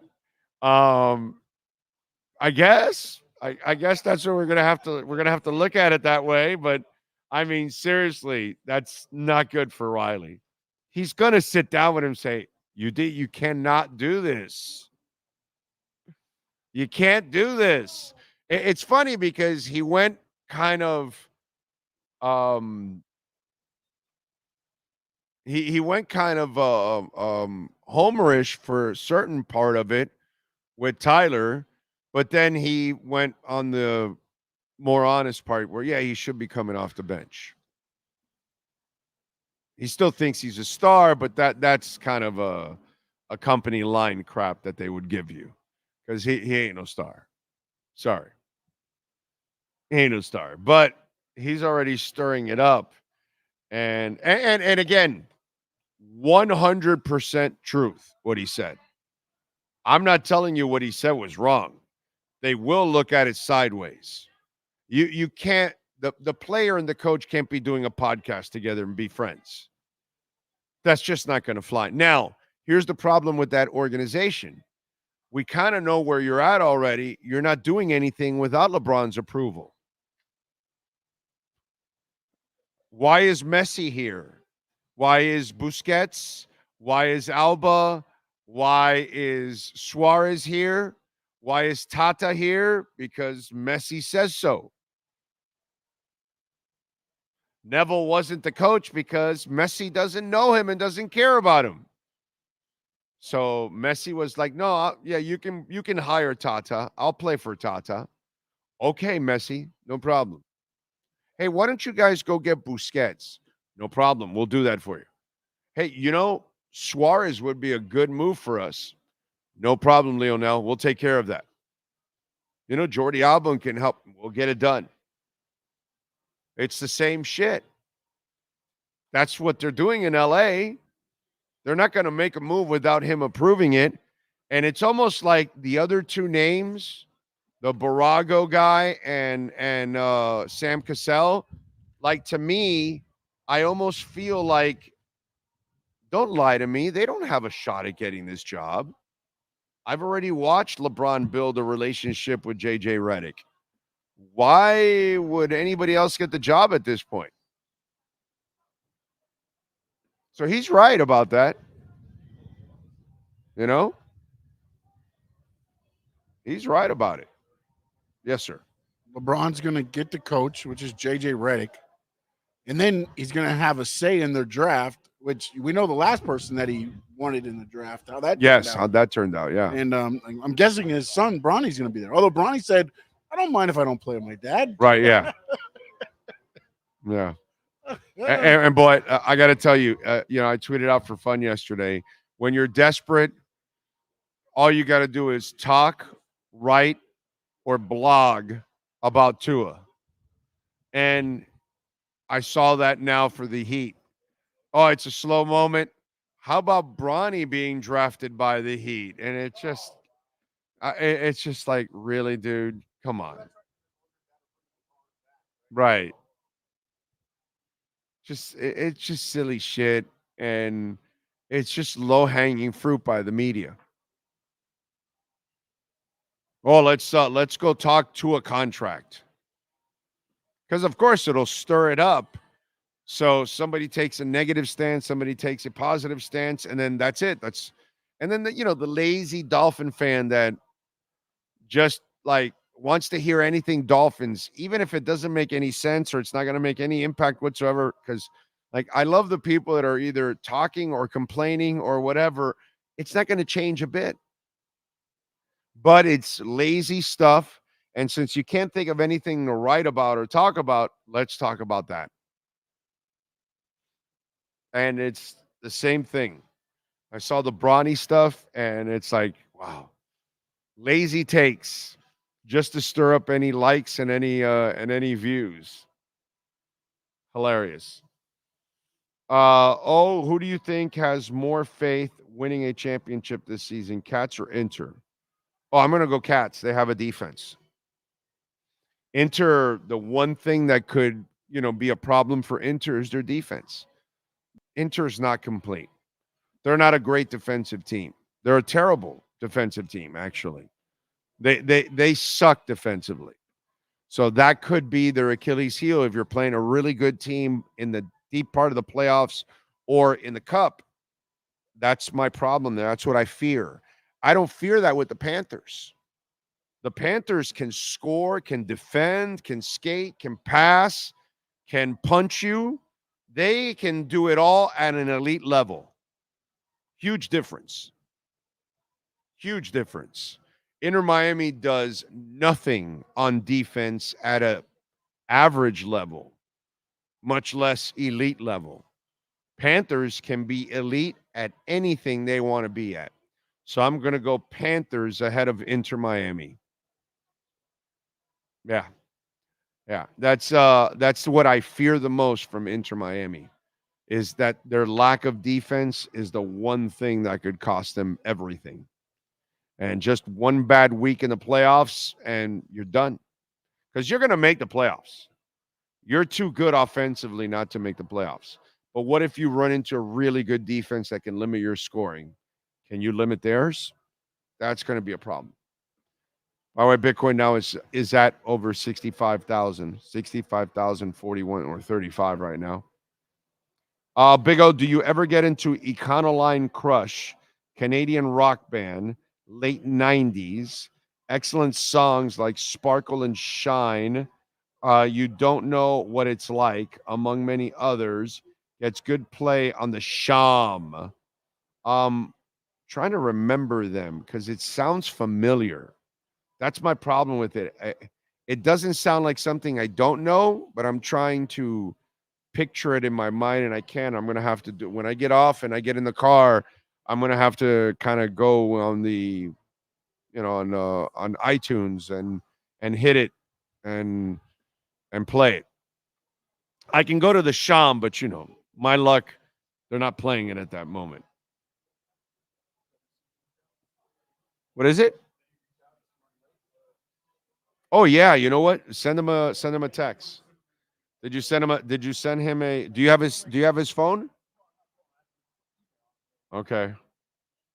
Let's see.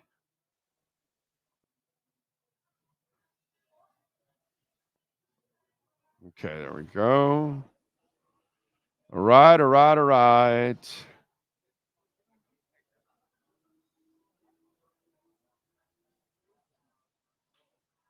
Okay. All right. We are waiting for Wes Goldberg. We just reached out to him and see if we get Wes on from Locked On Heat.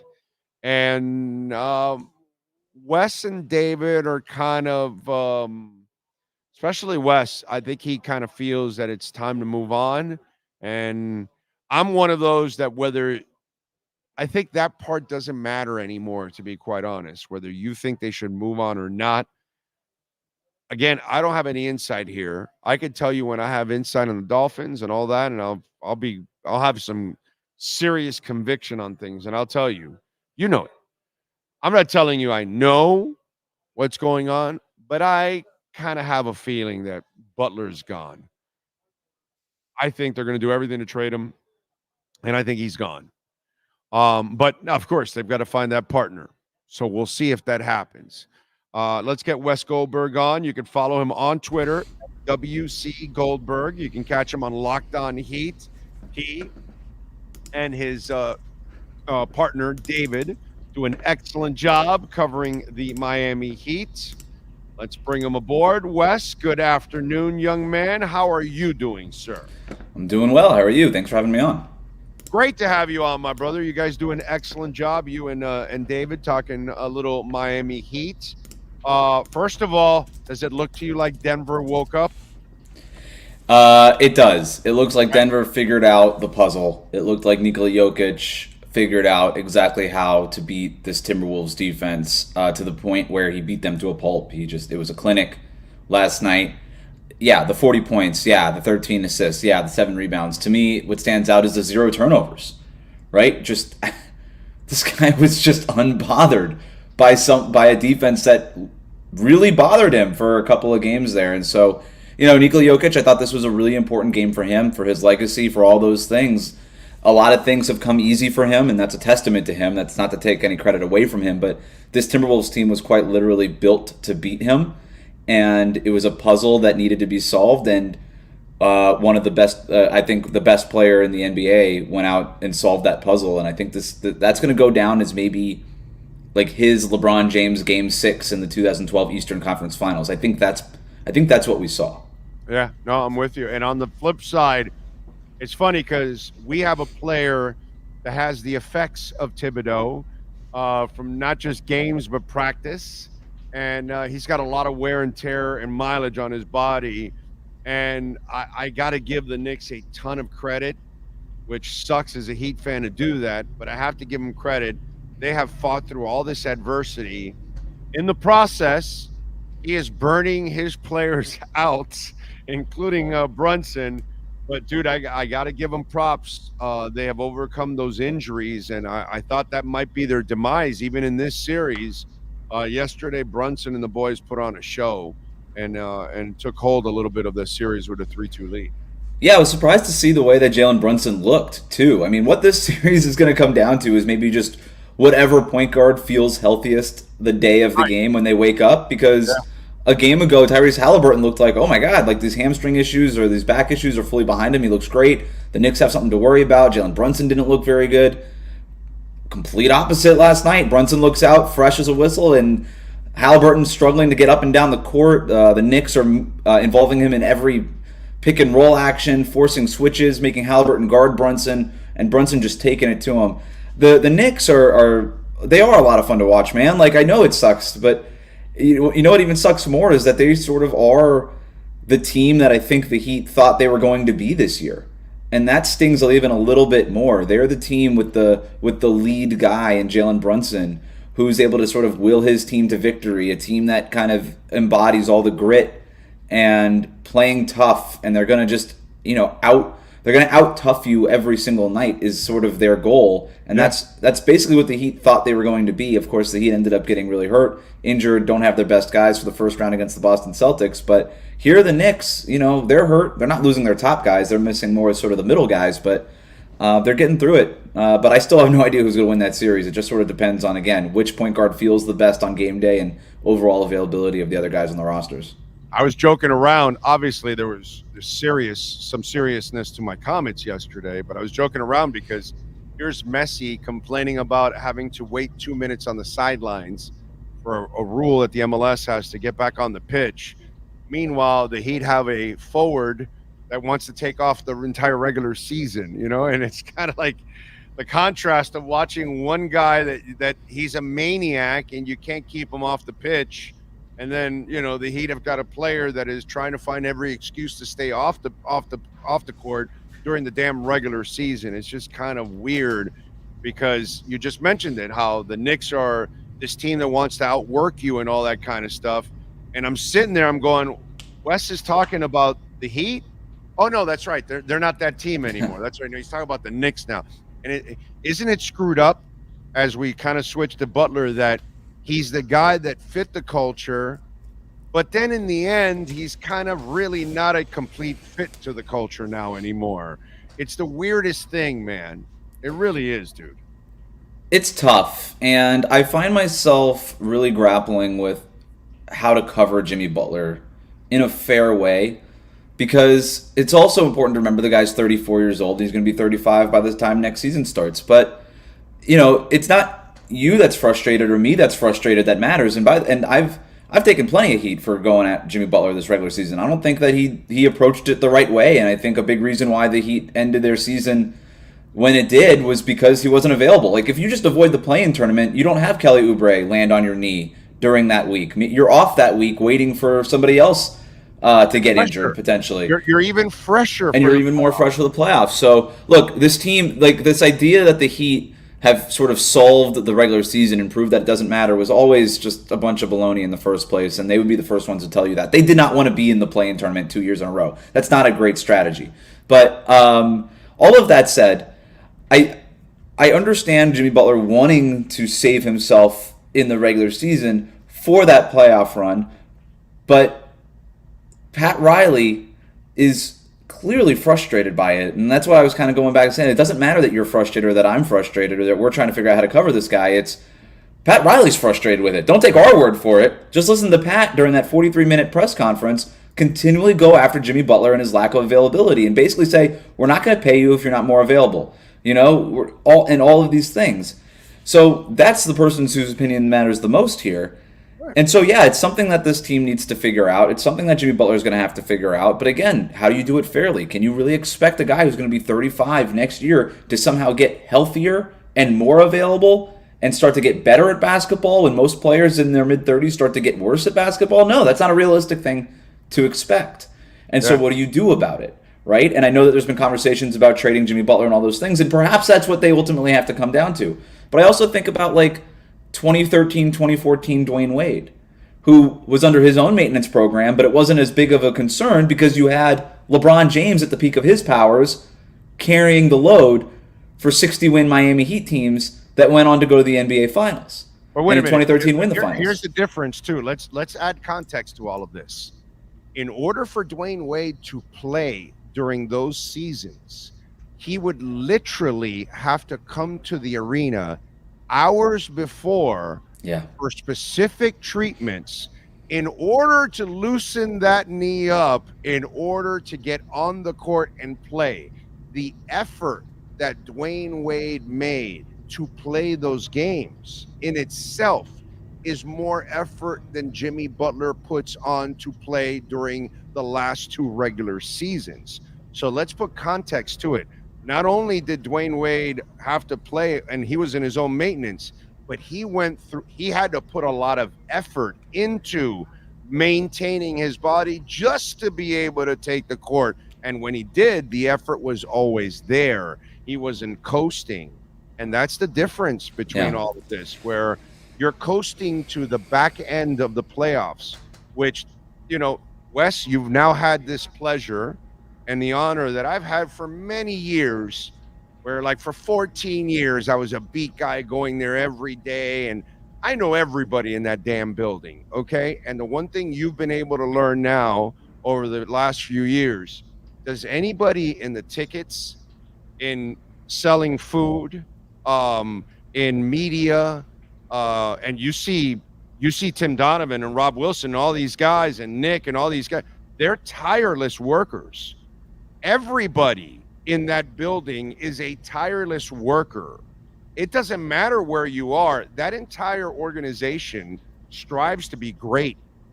I don't give a shit if it's Ed Filomila doing the video stuff. I don't give a shit what it is. These people excel at everything. If you go to that family thing that they have, I used to go every year. That's an amazing event. Everything they do is top notch. Why? Because every employee there works to their best ability every single day. And the guy that's paid the most all of a sudden is not going to work. Brother, that's not the example that franchise has set for 25 years under Pat Riley. And that's why Pat Riley is super pissed, because the most important employee is the laziest employee. And dude, he can't turn around and tell everybody to work their asses off, and then here's this guy coasting, and that sets a terrible example. So you're right, Wes. It's the best point of all. Who gives a shit what I think about, what you think about, what Sean thinks about, what David thinks about your partner? That guy, Pat Riley, that's the guy that's super pissed right now. Super pissed. Yeah, and that's why you hear something like, you're going to talk smack about the Celtics and the Knicks, and you hear Pat Riley say, you should probably shut your mouth if you're not going to be on the court. That is frustration boiling over, and it's interesting to me that, one of the other things that came out of that press conference was Jimmy Butler didn't have an exit interview. Now, I don't know. Also, Bam Adebayo didn't have an exit interview. So you don't want to just point the finger at one guy, and Bam is held at the highest regard with the highest standard in that organization. So this means something. But we do know that Pat Riley did not speak to Jimmy Butler after the end of the season and before that press conference.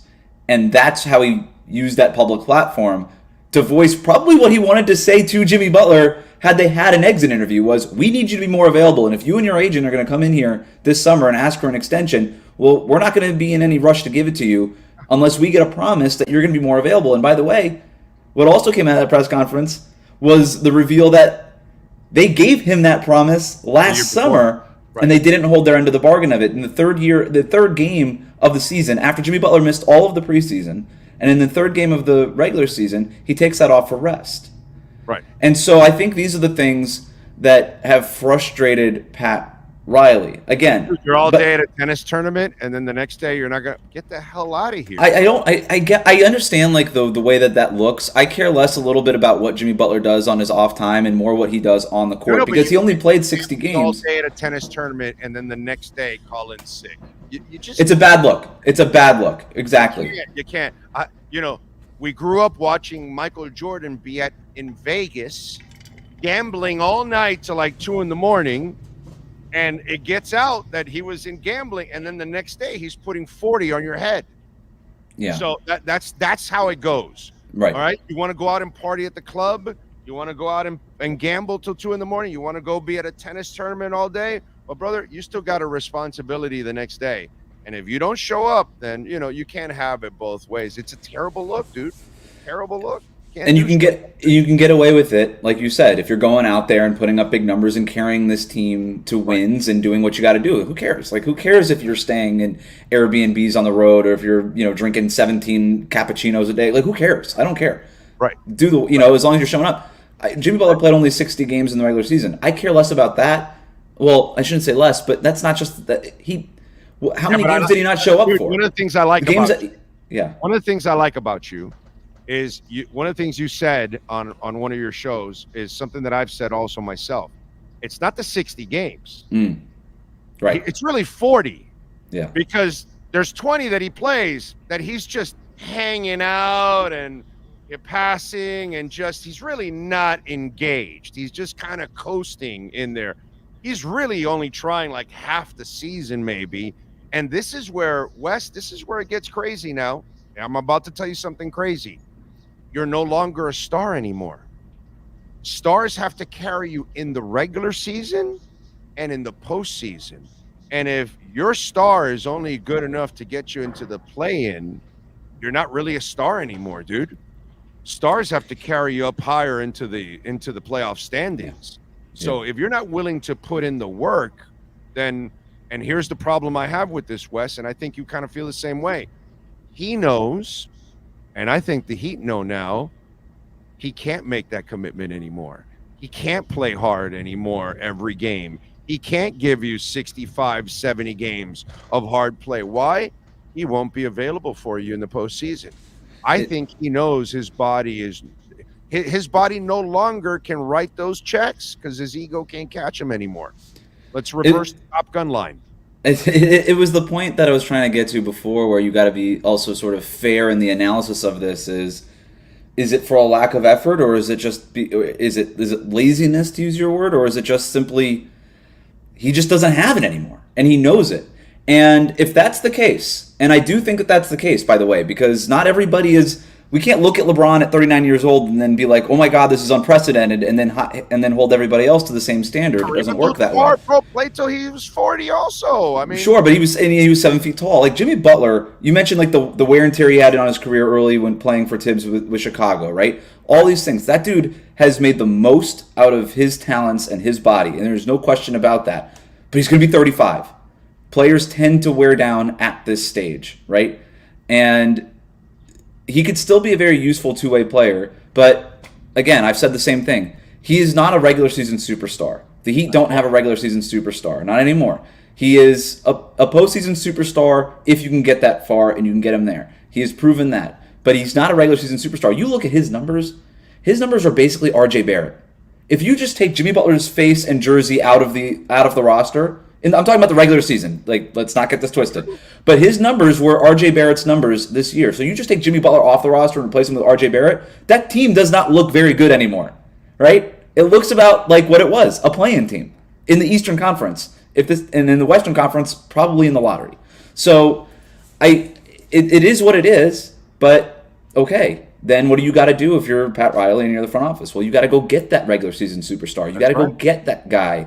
And if you can't, then you have, other decisions and tougher questions that you have to ask yourself. But that's why it is even more imperative now to go get that star. And those stars are really, really difficult to A, come by, and B, acquire. So, and what does that cost and all those kinds of things is a whole other can of worms. But can I throw something please. that I think is a bigger problem that we must talk about? I've talked about it on my show, and maybe I missed it on your show with David. But here's my problem now. I don't think you can get a star to come here anymore. Why? They go and look at the other star and they say, but wait a minute, hold on, dude. This guy doesn't play during the regular season. So what? I've got to now carry the entire load during the regular season? I'm an older star. So now you're asking me to come over, and then that guy's going to be just going and smelling coffee beans and riding horses and going to tennis matches? Is that what we're going to do here? And so, first of all, the promises are empty because they made it last year. So you can't live on a promise anymore. You really can't live on his body. You can't depend on his body anymore.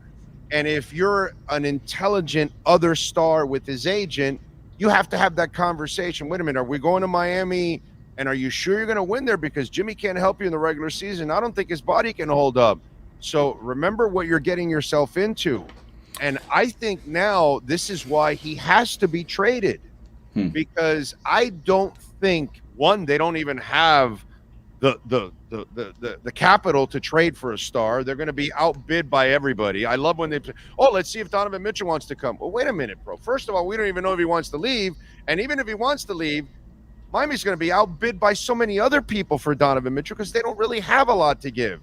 And now you also have a star that you have to carry in the regular season. How much is that a problem now, Wes? Or do you think it's not a problem? Yeah, I think they'll probably have I wouldn't go so far as to say that they're not going to be able to get a star. I think I'm a little bit more bullish on their ability to get one than maybe you are. I think that there are stars in the league that want to play with Bam. And I think you can walk into this situation, and Eric Spoelstra, and be part of Pat Riley's organization, and all of that. And I think you can almost look at it the other way, right? Where you say, well, Jimmy Butler's vacated this spot. And now I can just walk in, turnkey, strong culture, great defense, a co-star in Bam who I could play off of, who doesn't want to be the main. Without Jimmy, you're saying without Jimmy. Even if Jimmy was on the roster, but you can even say like if I'm Donovan Mitchell, for instance, I want to use a name. I don't know if the Heat will get Donovan Mitchell, obviously, but if I'm Donovan Mitchell and I could look at this Miami situation, like, I can walk in and be the top scorer on a team with Bam and Jimmy Butler. Sometimes like I don't have to, quote unquote, sacrifice my touches because they don't want those touches, right? Jimmy Butler would be very happy, playing defense, getting steals, giving the ball away, because he did that to Caleb Martin for the last 2 seasons. Now, imagine if it wasn't Caleb Martin, if it was an actual superstar, right? Nothing against Caleb Martin, but and then for Bam, he just wants to set hard screens, get you the ball, play world-class defense. Like, that's his job. The fact that he's had to score 20 points per game over the last 3 years is ridiculous. That was never part of the job description for Bam, and he's had to do it. So I actually think that other stars could look at this and just be like, I could just sort of walk in, turnkey, be part of something, a winning culture, and probably be maybe the face of the franchise. You know this. You drive around Miami, you walk around Brickell, Jimmy Butler's face is everywhere. And it's like, that could be me. That could be me in maybe a year or two. I think that would be very enticing for different star players. But in terms of the other point about whether or not they have the stuff to trade for him, who knows, man? I've given up trying to figure this out. I think the league has spoken on Tyler Hero's trade value. Yeah, the Heat will have a couple of draft picks that they can move. I do think that the package that they tried to shop around last year, if it was Jovic, Jaquez, and Hero and picks, Hero is probably, his value has come down, but I think that package overall, that value has come up just because of what people like about Jovic and Jaquez. Right. But dude, who knows? But I don't want to give them up now.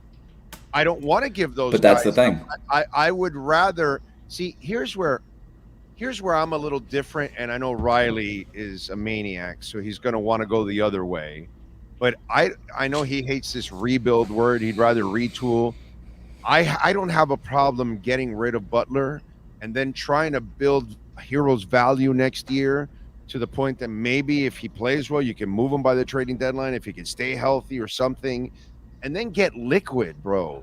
And in the process, you're developing Jaquez, you're developing Jovic, you're giving them more of a platform and an opportunity to really step forward.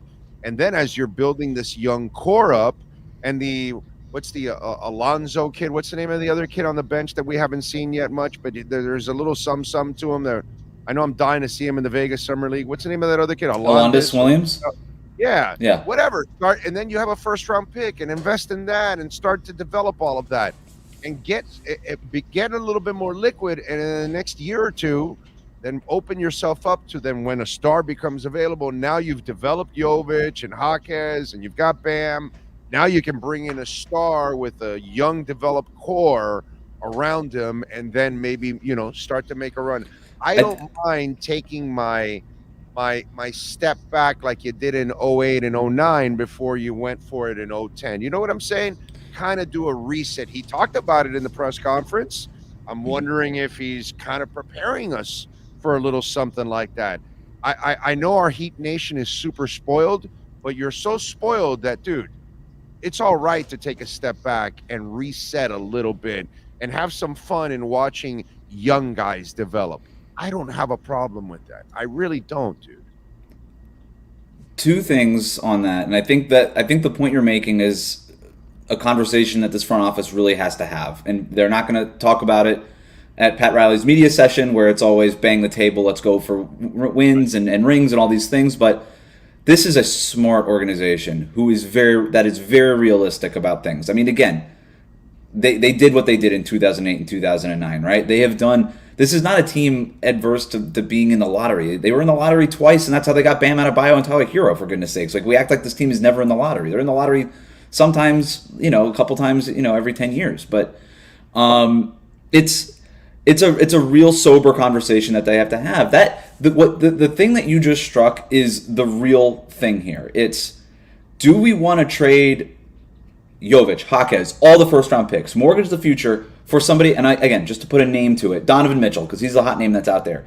Do we think that Donovan Mitchell, Jimmy Butler, Bam Adebayo, and whatever we fill in on the edges, led by Eric Spoelstra, is enough to win a championship? No. And you have to, yeah, exactly. So probably not, but you have to ask that question. By the way, Riley answered that because he says you would weaken your bench. Right. He said and in today's with the second tax apron and all these things, like there is no way to add a Shane Battier, a Mike Miller, a Ray Allen the way that the LeBron, Wade, Chris Bosh teams were able to get built out. There's no way to do that. Basically, you would take those big three teams and it's just Norris Cole is like that's your sixth man. Right, and so it's like that, and that's how you would have to build a roster. Look at the Suns. I mean, that's essentially how you have to build your roster when you have three. Today's NBA is very much a 2 All-Star league with great depth, not a 3 All-Star league with a very little amount of depth. Look at the teams that are remaining: the Denver Nuggets, all these teams. I was never a Beal guy. I was never on the Beal bandwagon. I never wanted him here. I don't think he's a dog, to be quite honest. I think he's a softie. So the second thing too, is you mentioned the step back. Well, what if you were able, instead of, and this is another question that the front office has to ask, well, what if instead of trading Jovic, Jaquez, the picks, Tyler Hero, getting rid of our youth and our ability to kind of build around this team, what if instead of that package for a superstar, what if we traded Jimmy Butler for stuff to go get that star? And that step back doesn't have to be a 2-year thing. It could just be right now. And you just sort of repurpose the window. And you just say, for example, the Houston Rockets are they have the 3rd pick in the draft. Could you trade Jimmy Butler to the Rockets for the number 3 pick and some salary filler and stuff like that? I don't know. Is it worth having that phone call? Probably, just to see. And then can you take all that stuff and move it to Cleveland in addition to some of the things you have now? Because like you said, maybe you don't have the stuff it takes to go get that star, but whatever you trade Jimmy for gives you the stuff that you need. You could do a 3-team deal where that step back never even happens in terms of not having that co-star next to Bam Adebayo. What about this, dude? These people can draft now. You know, they went through a funk where they didn't draft well. This team is built through the draft. Exactly. People don't realize that about the Heat. This team is built through the draft. They've been doing really well. You know, if you get all those Jimmy picks and you have your own picks, and why can't we do what OKC and New Orleans has been doing? I kind of like that too. If you have a competent front office and scouting staff that knows how to find undrafted players, and now they're doing a good job drafting players overall, shit, dude. Why not why don't we also main thing I want, that's the 3rd avenue that you and I didn't talk about right there. Yeah, and I don't know. I like it, and I actually had a lot of fun watching that first-round series against Boston because it was literally the youngest starting lineup in the NBA playoffs going up against the number 1 seed, and I was like, well, this will be interesting to see how Jaquez and Jovic and Tyler Hero respond to this challenge. But I still have my doubts that the Heat would do it. But I do hear you on the fact that there's value in keeping the draft capital. There's value in doing this stuff. This team is drafted really well. As much as we love the Caleb Martins and the Haywood Highsmiths and these and the Gabe Vincents and the Max Struces, like those are such great stories. Can we get Eric Spoelstra some bona fide blue chip talent? Give Spo a top 10 player. Give Spo the means to really go after this thing, and then you'll see him finally win his Coach of the Year award. You'll see the Heat rise to the top. I don't think the Heat need as much talent, quite frankly, as some of these other teams at the top of the league standings because they have the best coach in the NBA, and he's done the most with the least amount of quote-unquote talent over the last couple of years. If you can get him to a point where he doesn't have to struggle through the regular season, have to keep tinkering, get him something that he can really build with and work with, and it's not always just Spo trying to create magic out of rabbits out of a hat and Band-Aid solutions here and there and 35 different starting lineups. Like, give this guy something real to work with because he's earned it. He's deserved it. And who knows what the Heat can do and Eric Spoelstra could do if he had something like that. Wes, let's be honest, dude. I've talked about this on the show. The first 20 years, you had the blueprint. The last 10 years, you failed to follow the blueprint. The blueprint used to be go get stars. Mm-hmm. you go get Alonso and you get Timmy and you add Marley and you add all these guys, and then you added Shaq with Wade, and then you added LeBron and Bosch, and you added Ray Allen, you added Battier, and now, you know, in the last 10 years, you committed to the Whitesides and the Johnsons, and you just have done things that made no sense, or Granger and Bob and Deadman, and then you ended up with Butler, but you didn't end up getting the other star. I think they got the other offensive star that you need. While I love Bam, he's not a star, as in he can't impose his offensive will. To me, in the 90s, I would have made Bam a star because scoring was in the 80s and the 90s, so it was you know, precious. So he would be really important in those days. But in today's game, where it's 120, the only way you're a star for me, in my eyes, in this league, is when you can impose your offensive will. And I know he could do it if he really put his mind to it, but he doesn't. So Jimmy needed that other guy. They couldn't find it. And they have done all the wrong moves over the last 10 years. They haven't given Spo what you just talked about now. They always fall a little short. And then they're trying to find undrafted guys, and they're asking him to make Duncan Robinson a something out of nothing and a Highsmith out of something out of nothing. And you're asking him to do so much. And he has, by the way, because look at Popovich. Ever since Popovich lost his stars, he doesn't do jack. You need stars. You need stars to win. And this whole, like, we have enough, next man up stuff it's great, and it's great for morale and all these things, but you need your best players to play. Like, there's no fix for that. In NBA history, no team is Haywood Highsmith their way to a championship. That just doesn't exist. And I mean nothing against Haywood Highsmith, but he shouldn't be, like, posting up Jason Tatum in a playoff series. Like, that's not what his role was meant to be. That's not the player that he is. So you need the talent. I do think what ended up happening for Miami is that they got Jimmy Butler. They were way better than they thought, probably really quick. They're in the finals in the bubble against the Lakers and all these things. Jimmy Butler's awesome, better than anybody even expected him to be in Miami. And then they, not for a lack of trying, like, they did try to go get Kevin Durant, Mitchell, Damian Lillard. The problem is that about half a decade ago, is the league market for what is valuable in trades shifted from players to draft picks.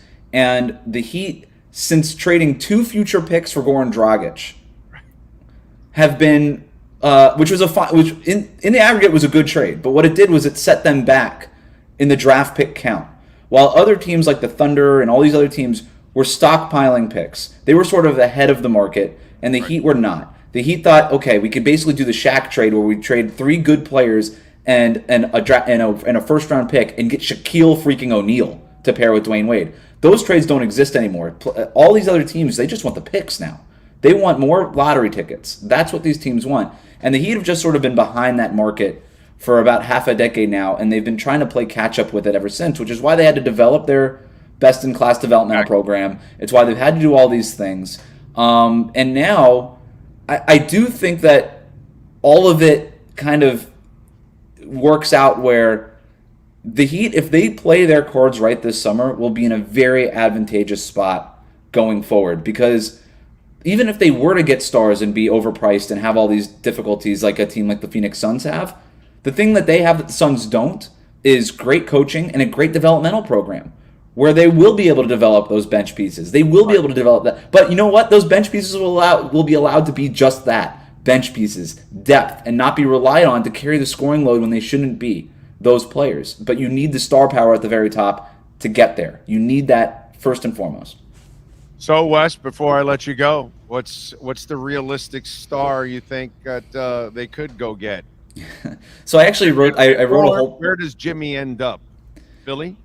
I don't know where. I think if Jimmy were to get traded, and for if they can come to a resolution on the contract, I think there's still a world where you can keep Jimmy, but I just don't know what he's be willing to give up on a contract. Because if he does sign an extension this summer, it feels like he's going to have to give something up, and I don't know how willing he is to do that. So that's sort of a TBD thing.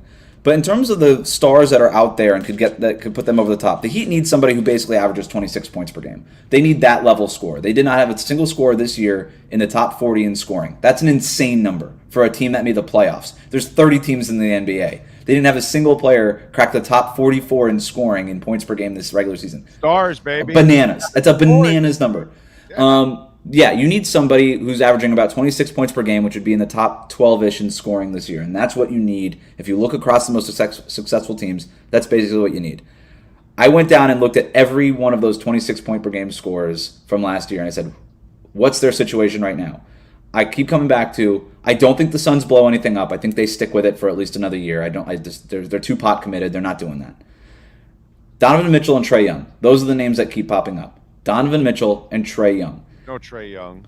I think you, me, and most people agree on Trae Young. I'm just saying like, that's the other guy on that list.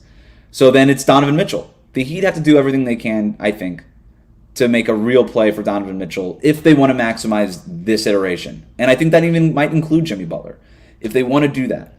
I don't know how you get that. They've swung and missed with this basic trade package over the last couple of years. Who knows if it doesn't mean that it won't work this time. Maybe it does. Maybe it doesn't. We already have Windhorst on ESPN saying that the Lakers and the Nets are putting their packages together. I don't think their packages are going to be very good. So I think if that's the competition, and who knows if another team comes out of the woodwork, but if that's the competition, then I think the Heat are have as good as a chance as those two teams.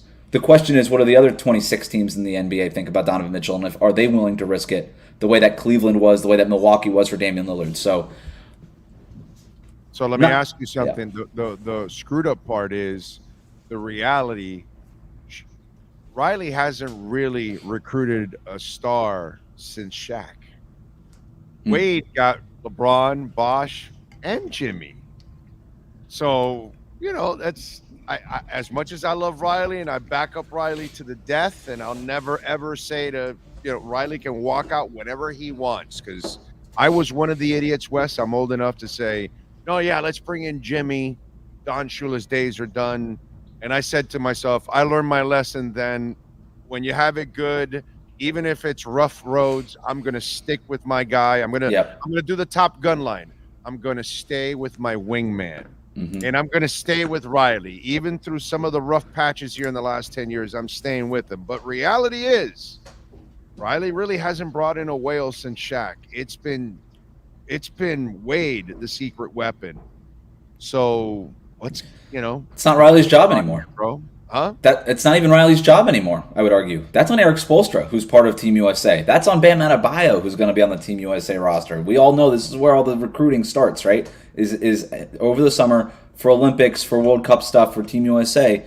Pat Riley is the figurehead of this whole thing. His influence is inescapable when you're in that building.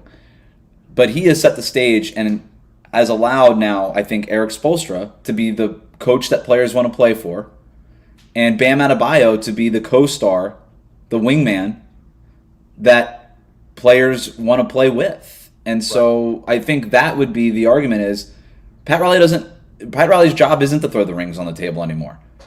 Like, that's on Spo now. That's on Bam. That's on Jimmy. It's if he does want to, if he's willing to take a pay cut and stay here, that he can do that. That's totally an option for him. Well, that hasn't happened for 5 years. Jimmy hasn't been able to recruit anybody here, and I heard a lot of talk when they first brought in Jimmy. Oh no, he'll be able to bring another star, and Jimmy hasn't been. And the weirdest part is, and you mentioned this, the team has the two top players are the most selfless players in the NBA. They have no problem sharing the basketball. They have zero ego about somebody else shooting. So it's actually amazing to me that a star wouldn't be attracted to playing with Jimmy and Bam, because they're not two guys that are going to be so egocentric that they've got to have the ball and got to score. Well, Damian Lillard was. They just couldn't pull it off. Like, Damian Lillard was the guy who was like, get me to Miami. Like, he actively recruited Miami just as much as the Heat were recruiting him, but he didn't want to be part of it. He didn't want to be a dick. If he was a dick, he would be here. He should have taken a hard line. There were so many problems with everything that happened last summer, but The point you're making is like it would be even easier than the Big Three. Remember the first year of the Big Three? It was clunky. We didn't really know is it LeBron's team, is it Dwayne Wade? You would literally, if you are a star scorer, if you are a 26 point per game scorer in the NBA, you can walk into this Heat team as a starter and just be like, okay, and it just would all fit. It would be like, I get the ball, Jimmy does his Jimmy Butler things in between the lines, Bam Adebayo sets screens, best defender in the league, he's doing his thing, and I'm here shooting my shots. And it would be the cleanest thing for a star to walk into. And that's the sales pitch, whether it's from Bam, whether it's from Spo, whether it's from Riley in a meeting, whoever, that's the pitch. The biggest question is Jimmy Butler going to be a part of it, depending on what happens with this contract extension, and whether or not he is, can the Heat cobble together the assets and do what they have to do to go get that star? And if you can't do those things this summer, then you do have to really consider what comes next. All right, Wes, tell them about you and David on Locked on Heat. What do you got going on? Hey, it's just daily Miami Heat content, YouTube, wherever you get your podcasts, Monday to Friday, half-hour episodes. We cover the biggest news. We have the reporting. We're covering the rumors. We do fun games. And we're there all off-season long, as well as obviously the regular season. I think we do a great show. We're the only daily Miami Heat podcast that's out there. We are the #1 Miami Heat podcast daily. And we really appreciate anybody. So you can find us on YouTube. If you're watching this on YouTube, hit that subscribe button here on the Big O Show. Do it over there on Locked On Heat. And you got all your Miami sports content that you need. There you go. Follow Wes and David. They do a great job. Wes on Twitter, WC Goldberg.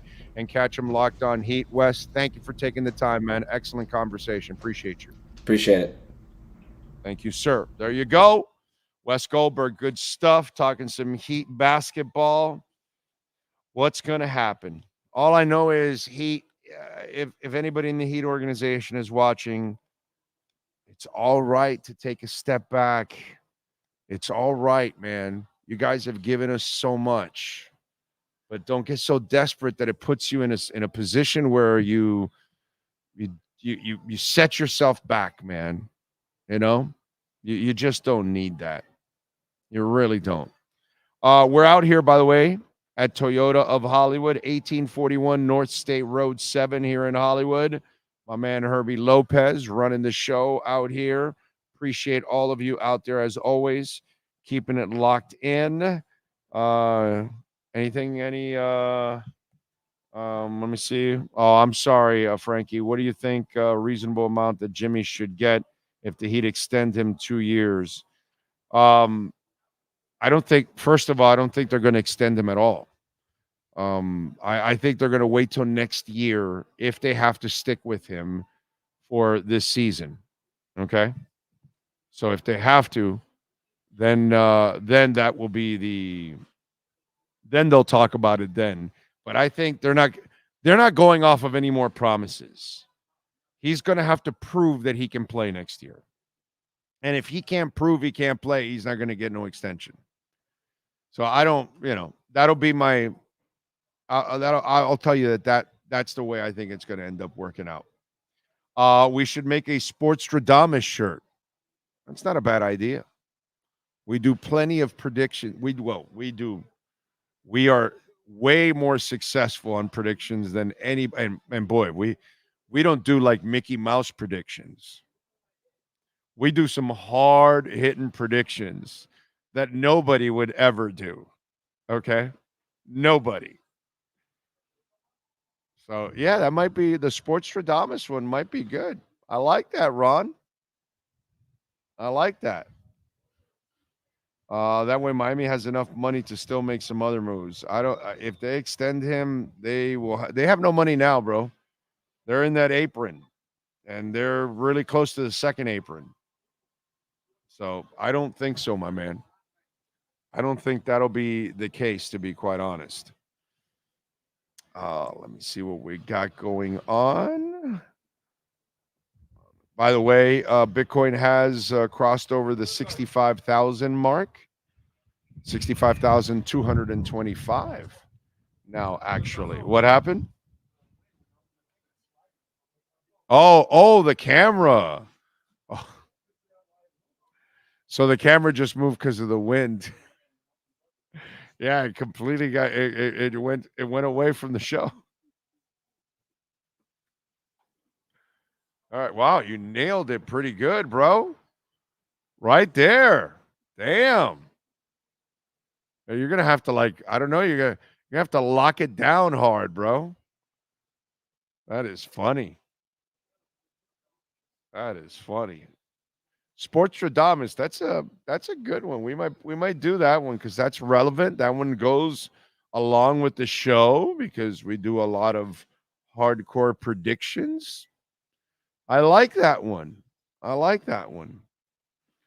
Let's see. Odell Beckham, by the way, just to kind of give you a couple of quotes. You just all push each other, Beckham said. And for me, at this place, my life and my career, I haven't been the number one in a minute. You can go back and look at the targets. You can look at anything. That's not really where I've been at. So just understanding your role and how you can be the very best at that role, how you can maximize those opportunities. Watching the film, this reminds me of a place I had a lot of success at as far as the Giants, the timing and all of that McDaniel preaches. We talk about football and it got me excited. Coach was mentioning on the third down that they were getting a lot of doubling, both on them on Hill and Waddle, and there's just a lot of room for opportunity. I'm a competitor. Forget the middle part. You read the book, the start is going to capture us. You read the body of the story and how it's going to end. That's where I'm at in my career. Let's have a great ending to this story. And one of the things that I like about Beckham's attitude and his comments about this, and this goes, I give credit when credit is due. And I've mentioned this a couple times already. He's been clean the last couple of years. Not that he's a druggie or a drunk or any of that kind of crap or a criminal or anything, but he's done so many stupid things, team-wise and individually, that he's been a distraction as much as a talent that he was. Well, he hasn't been a distraction at all the last couple of years with the last couple of teams. That goes to his credit. And then he realizes that he's not coming here to be the number one, which we all know he's not coming to be the number one. But sometimes you worry about these players that still don't have a reality of where they're at, and they still think they're that guy when they're not that guy, and they're not being brought in to be that guy, but yet they want to try to still be that guy, and then they're getting in the way because they're trying to be the guy. Well, he's not trying to be the guy. He understands he's not the number one, hasn't been the number one in a while. Just look at the targets and all that. And he's here to complement those two guys and that they have plenty of double teams. So the opportunities are going to be there. I like that. It's very important. In Wes's conversation, one of the things that we talked about when he mentioned the Suns, where there weren't any role players. And one of the things I talked about throughout the season with the Suns, that if you look at them, people don't know their roles there. Even the stars don't know their roles there. And that's the important thing. When you have a group of great players together and others, your coach is supposed to define the roles, even if you're a star. And clearly they hadn't done that in Phoenix. And so that's kind of what you see here, that Odell understands his role. That's imperative to success right from the get-go. There's no misunderstanding. There's no miscommunication. And there's no, all of a sudden, I'm going to do whatever the hell I want to do type of thing. The coach has explained it to him. He understands. He knows exactly what his role is. Now you can go out and succeed. It's pretty cool. Pretty cool. So I give Odell credit, a guy that I haven't been a big fan of, to be quite honest, over the years. But since I was explained how this whole thing was going to, try to work out and everything, to me, it's made sense from day one. So hopefully he can stay healthy, and hopefully all three guys stay healthy, because I think Tua Tagovailoa is headed for a monster season this year. I really do. The camera has a life of its own. Yes, it does, Frankie. And Frankie with a little super chat. He says predictions. Let's go ahead and get your prediction on AEW Wednesday. Kazuchika Okada, AEW Continental Champion, versus Dax Harwood, one half of the FTR tag team. Did I pronounce Kazuchika right? Huh? It's what? It's Ketchko? Ketchka? Say it again. Oh, Kazechka. Okay. So Kajeska or whatever, taking on Dax Harwood. All right. As long as he's not sporting any wood in the match, because that would be a problem probably in the match. Man, I got to tell you. I'm going to go with Okada here over Dax. Because Dax seems to be a name that usually is attributed to a goofball. And so maybe this Dax Harwood might have a little bit of goofball in him. And anybody with a name like Kajuziska, or whatever, you got to be thick-skinned because they're going to be butchering your name all the time. So I'm going to go that Okada is going to come in with a calm, cool, and collective type of attitude. And Dax is going to be kind of a goofball, and he's going to hit the Harwood hard. So I'm going to go Okada for the win over Harwood. Well, I got 2 thumbs up here from Sean. Okay? Never trust the Dax. I'm just saying. Never trust the Dax. Ragin says, everybody forgot Irving Fryer was washed up when the Finns signed him. OBJ will be a perfect fit. I don't know. I don't remember people saying Irving Fryer was washed up. I don't remember that actually, Ragin. Man, he had 2 Pro Bowl seasons here. And then 2 more Pro Bowl seasons in Philadelphia. And then I hated that Jimmy traded him. God, he tore apart that offense around Marino. There was also no tight end. Now there get him. OBJ sounds like a teammate. Yeah, he sounds exactly like a guy you want, with the right attitude on your team. Yeah, I would go with that. That would be an accurate take, my friend. Don't forget to visit our merchandise page.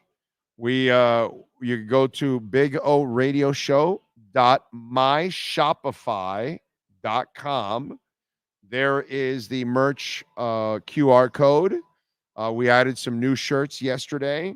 Ragin is working on some new stuff also, so we'll be adding more things, and hopefully some of the stuff that you guys have requested. So we'll have some fun with that. So please make sure you come back to it often, because maybe we create something that you do like, and it's a great way to support our show and keep us alive and keep us going.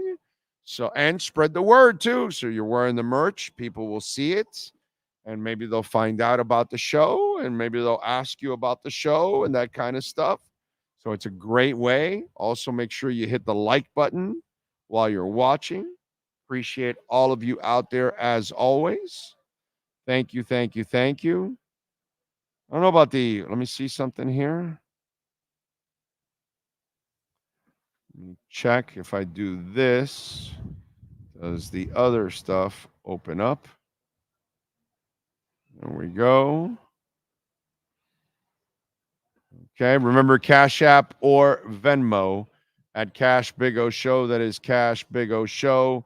Cash App or Venmo also is another way to support the program. And you can make a Bitcoin donation like Ocala Joe made a Bitcoin donation, and we appreciate that as always, man.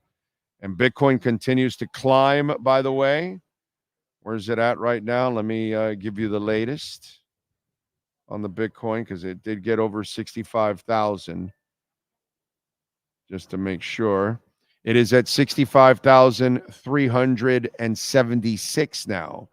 So it continues to climb into the 65 range. And hopefully this might be the turnaround that we've been waiting for.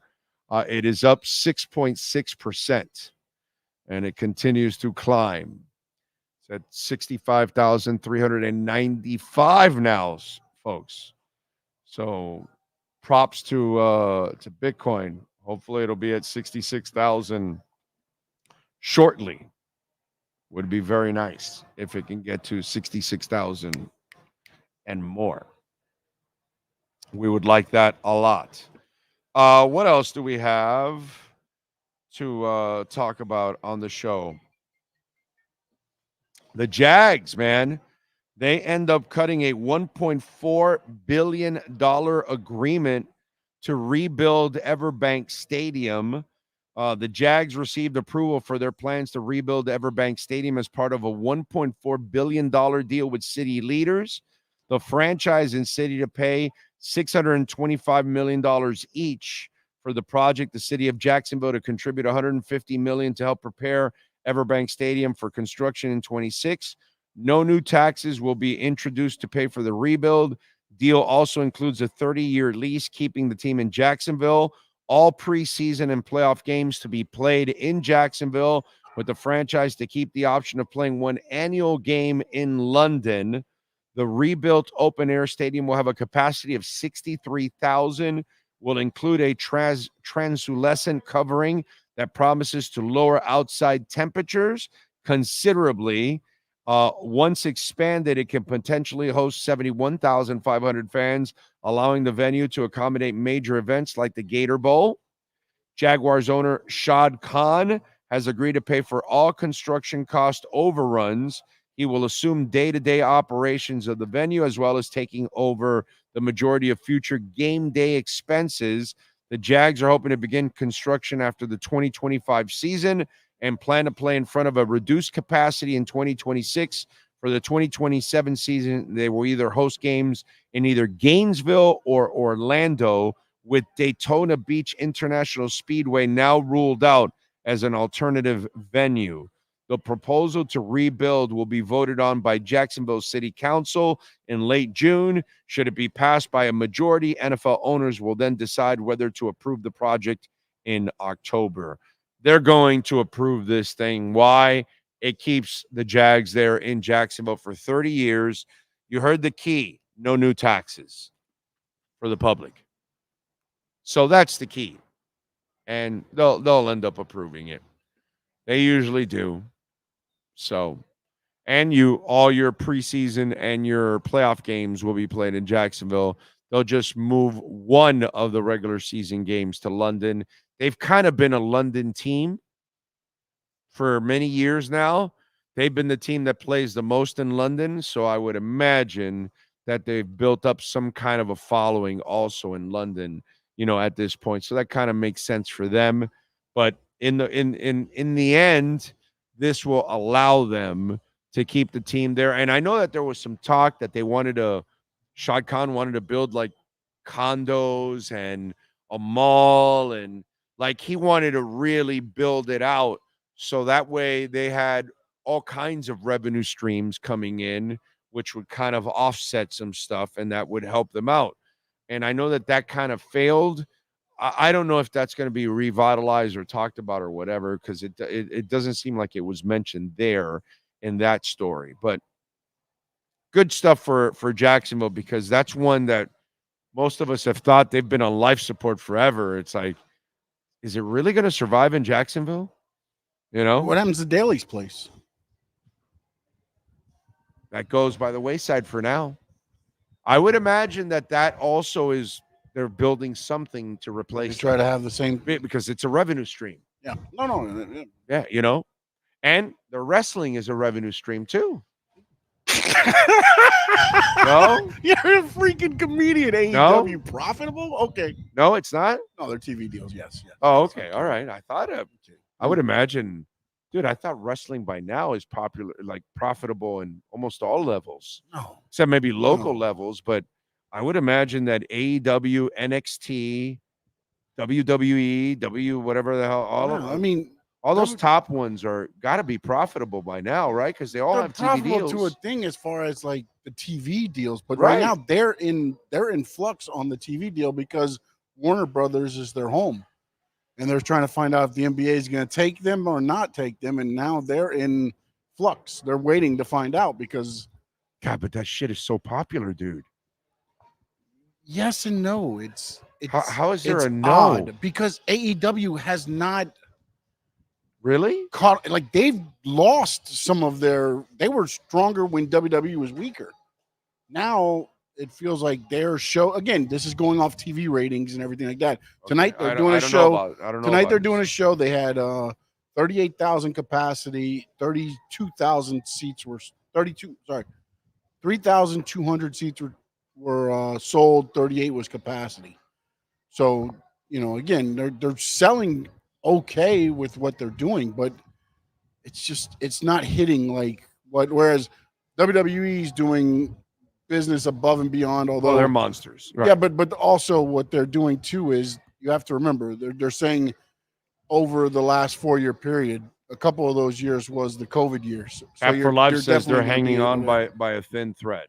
No, I wouldn't say a thin thread because you have Shad Khan and Tony Khan, and they're thicker threads than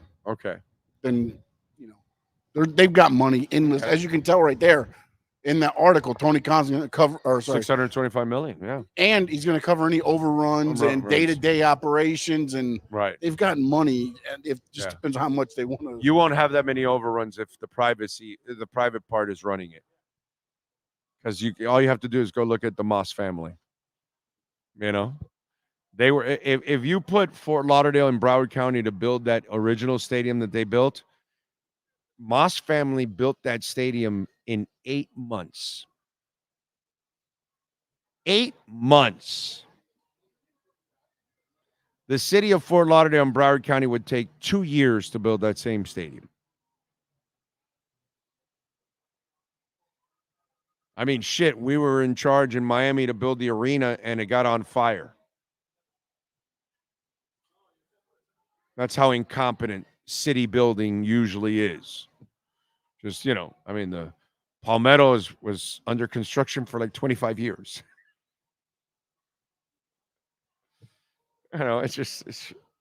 So once I hear the Shad Khan's in charge and they'll take over, that's because they want to make sure it's done right and quickly. Because that's what usually happens when private businesses are handling the construction. They build it quickly, man. They don't waste any time. The city, all those people are milking and taking as long as they can, and they want to overrun and they want to run up the budget and make some extra money for themselves, dude. And it comes out of our tax money, of course. So my dad used to tell me there was a lot of wrestling in Liberty City back in the day. I don't know. He's going to know a lot more than I would about wrestling. What's it called? How is what? I don't know how old Cap for Life is. No idea. No idea.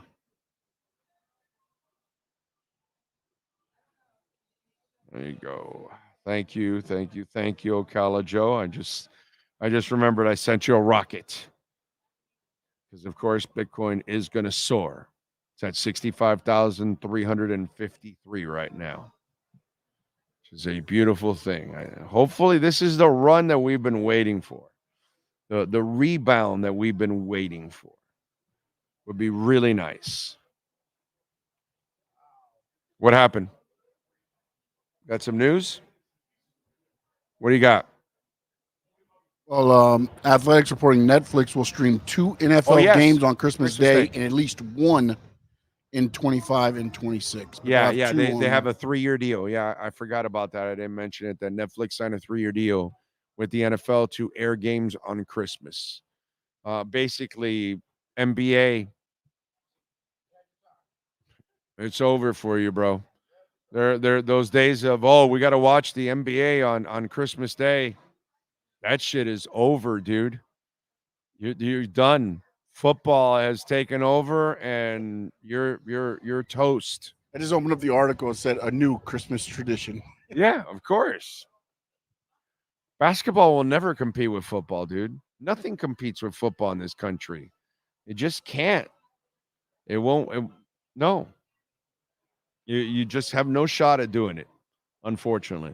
All right, we thank Wes Goldberg. We thank, of course, the great Sean Stanley. Thank Herbie Lopez and all the great people out here at Toyota of Hollywood. Please visit them out here at 1841 North State Road 7. Tell them that Big O sent you. They are just absolutely phenomenal out here. Tomorrow, we will be at Hialeah Park. And remember, we start off at 3 o'clock. Tonight, we got a little Inter-Miami action. They visit Orlando City. Hopefully, they can get a win without Messi. We will see all of you tomorrow at 3 o'clock. Same time, same place, same bat channel. Have a great one. There's a new sheriff in town at Toyota of Hollywood. Cash in your chips and get a great deal on over 2,000 Toyotas, like a Corolla, not 24,000, 17,975. Giddy up to the bank and get 2.99% financing on our most popular models. So mosey on down to our western town at Toyota of Hollywood on 441 between Hollywood Boulevard and Sheridan Street. Open till midnight.